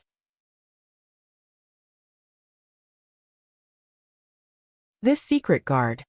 What position are you using to restrict my freedom? Her lips curled into a sneer. Third, if you have any dissatisfaction with protecting me, you can directly reject the person who issued the order. If you don't have the guts, then shut your mouth. Gu-san was so angry that his whole body was trembling. He stared at Yiqing Luo with an infuriated gaze. Fourth, the smile on Yiqing Luo's face was suddenly tainted with some treachery. Gu-san still did not understand the meaning behind that smile. Pa! A crisp sound rang out. Gu-san only felt a burst of fiery pain on his face, like a fire, scorching her face. You dare to hit me? Gu-san covered his face as he gritted his teeth and stared at Yiqing Luo.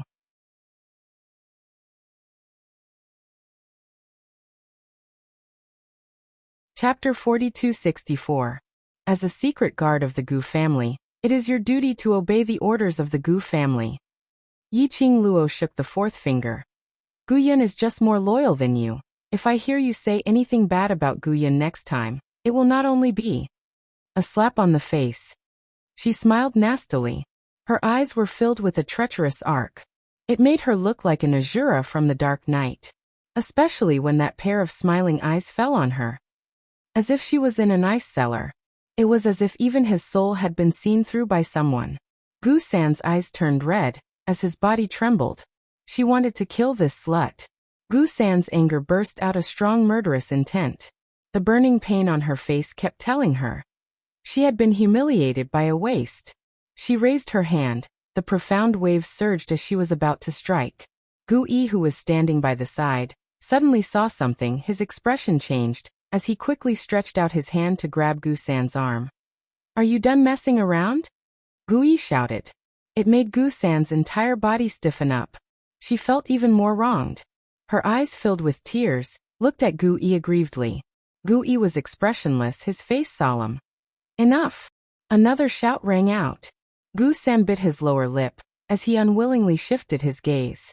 Gu-yi glanced at Gu-san, then expressionlessly cupped his hands towards Yiqing Luo.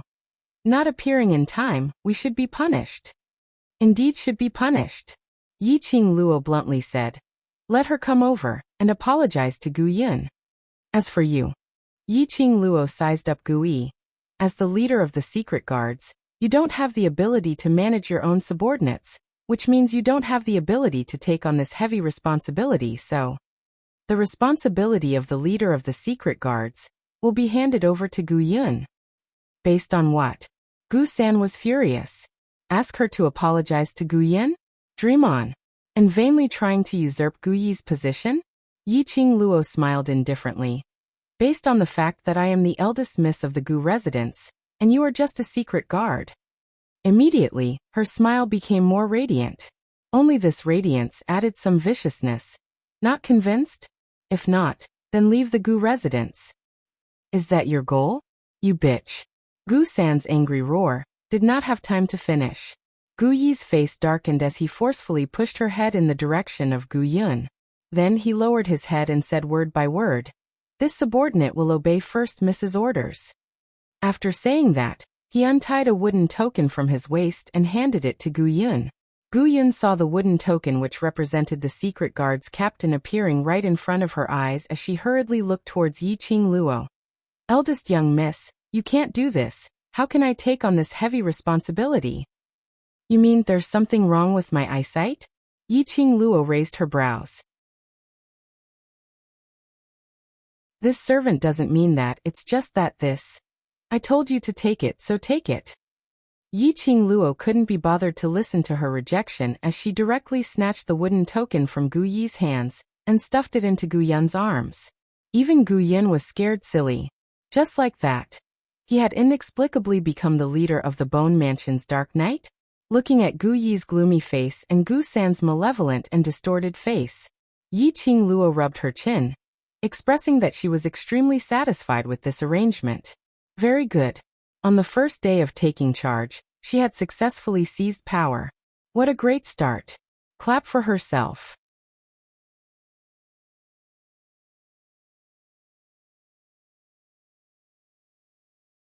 Chapter 4265. That calm and composed look, as though the position of the leader of the Dark Guards belonged to her. This made Gu San's expression contorted. This lady was just too arrogant. Relying on Bone Lord, she had nothing to fear. His heart was still feeling indignant. Beside him, his arm tightened. Gu San looked over and saw Gu Yi with a sunken face as he shot a glance at the other side. He indicated for her to look over. Gu San followed his gaze and looked over. Instantly, the malevolent expression froze on her face. A trace of astonishment surfaced on her face. The direction that Gu Yi was looking at. It was the direction where Princess Xiaozhu and Yi Qing Luo had crossed hands earlier. The raging hurricane had gradually dissipated. It also allowed everyone to see clearly. A slender figure, sprawled on the ground, not moving at all. That figure. Wasn't it Princess Xiaozhu? This knowledge immediately set off 1,000 layers of huge waves. All of them looked at the figure sprawled on the ground in disbelief. How could this be possible? Gu San was the first to cry out in shock. This cry made the others regain their senses. That's right, how could this be possible? How could Princess Xiaozhu possibly lose to Bone Lord's niece? Bone Lord's niece's body obviously didn't have any profound energy fluctuations. Why was it that when the both of them crossed hands, the earth shook? Bone Lord's niece was safe and sound. Princess Xiaozhu instead. Lost. What on earth had happened? Something that they didn't know about? Could it be that Bone Lord thought of a way to hide his niece's profound grade in order to protect her? Actually, Bone Lord's niece was a hidden top exponent.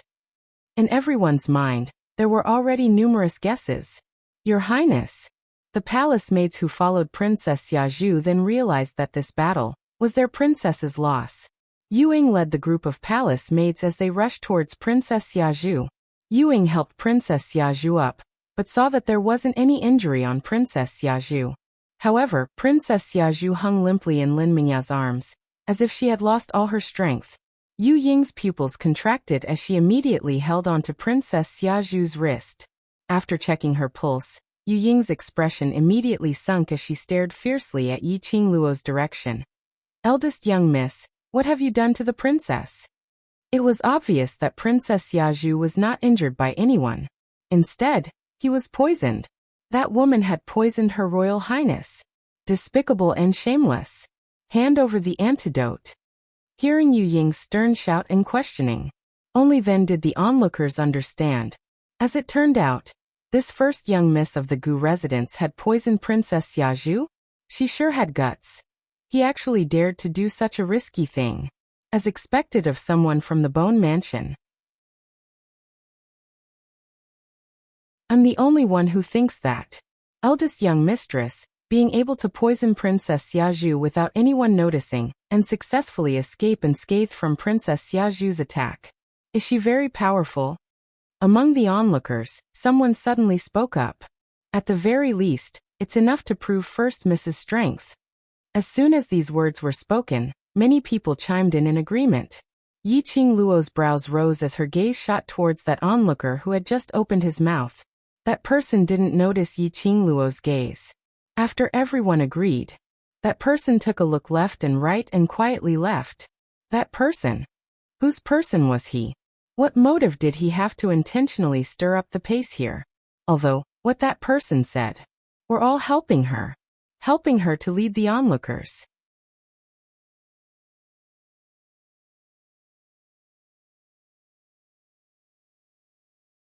Chapter 4266. Yu Ying's expression turned gloomy as she listened to the surrounding crowd's flattery and echoing. She raised her eyes and gritted her teeth as she stared at Yi Qingluo. Eldest young miss, harming a relative of the royal family is a huge crime.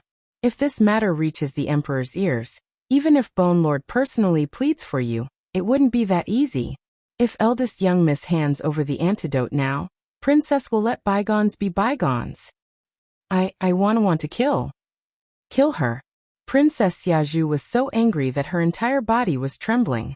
She wanted to open her mouth and point at Yi Qingluo to scold her. But she couldn't muster up any strength at all.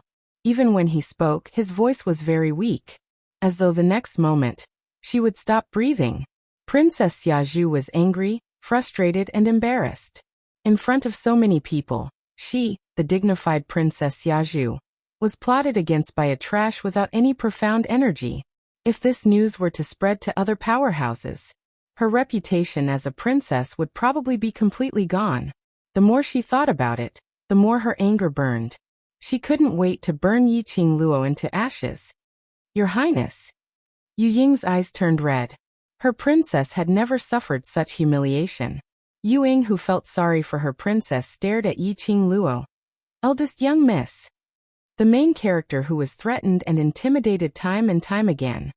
Her brows rose slightly as her long and narrow eyes curled into a coquettish arc. Her lips curled into a smirk, as though she was watching a good show. On the surface, he looked calm and at ease, as though he was completely at ease.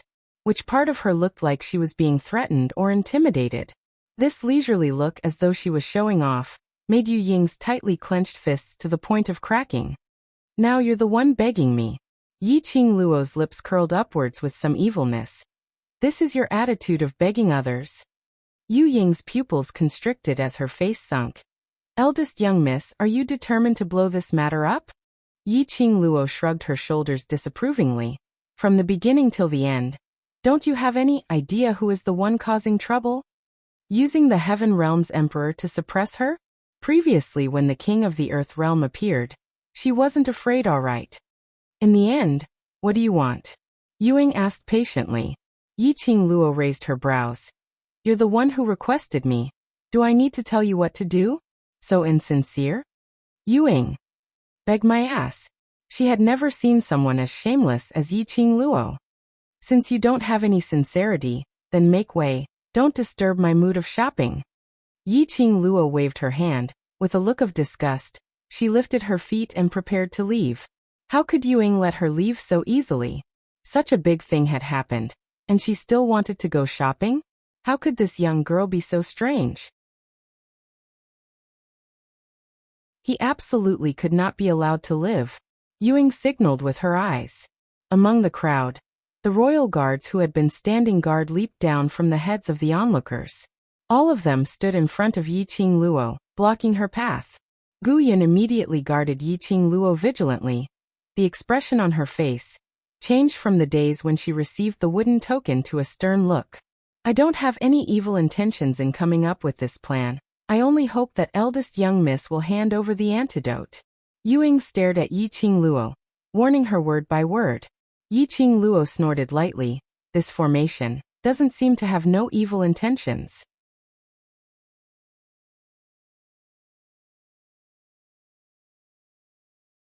Chapter 4267. The girl's voice was light and sweet, with a hint of playfulness. However, Yu Ying didn't hear any playfulness in his words. She only heard a strong provocation and sarcasm. Princess Xiaozhu suddenly grabbed Yu Ying's arm with all her might. Her breathing was very heavy, and her voice was intermittent. Force her to hand over the antidote. She really couldn't stand the feeling of weakness. It was as if he had become a cripple. Since that slut refused to hand over the antidote, then he would use force. She wanted to see how much poison that slut had on her. Yes, Your Highness. Ying obeyed Princess Xiaoju's order. She glanced at the Imperial Guards and repeated Princess Xiaoju's words. The Imperial Guard did not hesitate. When the command was heard, those royal guards who were blocking in front of Yi Qingluo directly raised their hands and struck towards Yi Qingluo's neck. Its speed was extremely fast, and its momentum was ferocious. Bang!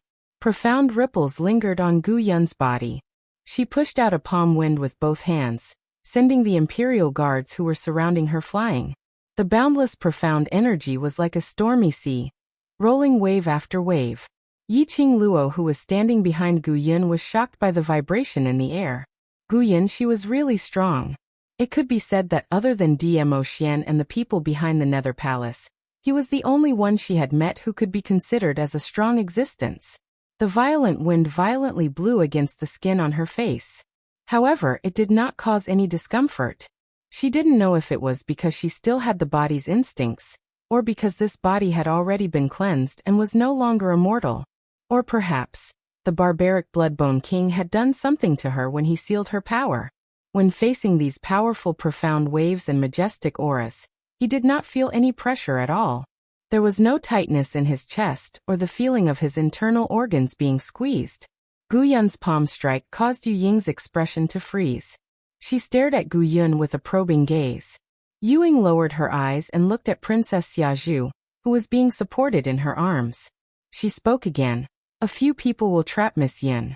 The target of the others is the first miss of the Gu residence. The formation of the Imperial Guards changed, and a few of them quickly surrounded Gu Yun.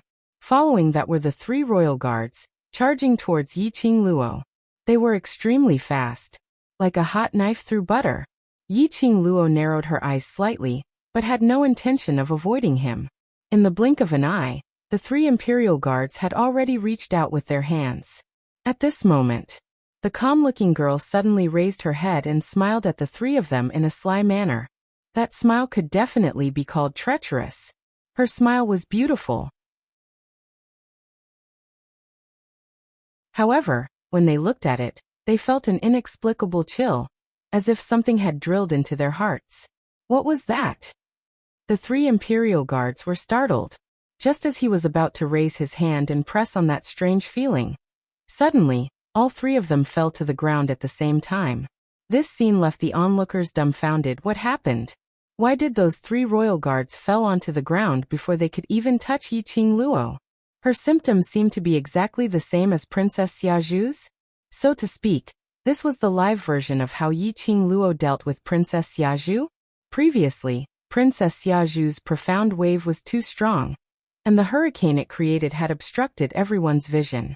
Everyone had yet to see clearly what happened after Princess Xiaoju and Yi Qingluo's exchange of blows, and it had already ended. This time, they were able to see everything clearly.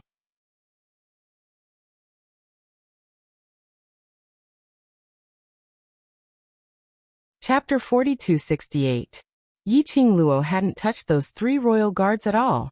How did the royal guards get poisoned? Facing the crowd's questions, the 3 royal guards were all in a daze. Huff huff. Princess Xiaoju was infuriated by this scene as she grabbed Yu Ying's arm tightly.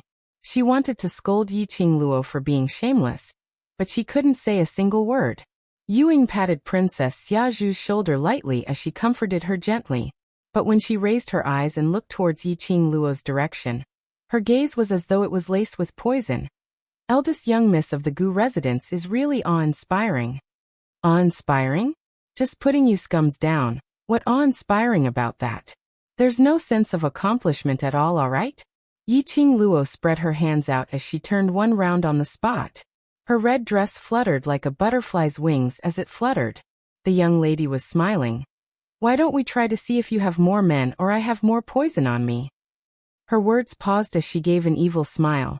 Or should I say, let's see if your princess can hold on till you snatch the antidote from me. This was a blatant provocation. Yu Ying's brows were covered in a haze as her gaze swept across. Very quickly, there were a few royal guards pressing towards Yi Qingluo. The crowd's eyes widened as they stared fixedly at Yi Qingluo. They wanted to see clearly how Yi Qingluo made her move. But, just as the few royal guards were closing in on Yi Qingluo, which was the most crucial step which everyone was staring at, a tall figure descended from the sky as he landed in front of Yi Qingluo, and directly blocked those royal guards. That man raised his hand and waved his sleeves as a few fists were hammered down with a bam, bam, bam. The few royal guards were all sent flying. Following that man brushed his hair as he raised his head and gave a self-proclaimed suave smile, as he turned back to look at Yi Qingluo. "This master is here, eldest young miss, don't be afraid." Yi Qingluo looked at the man who suddenly appeared.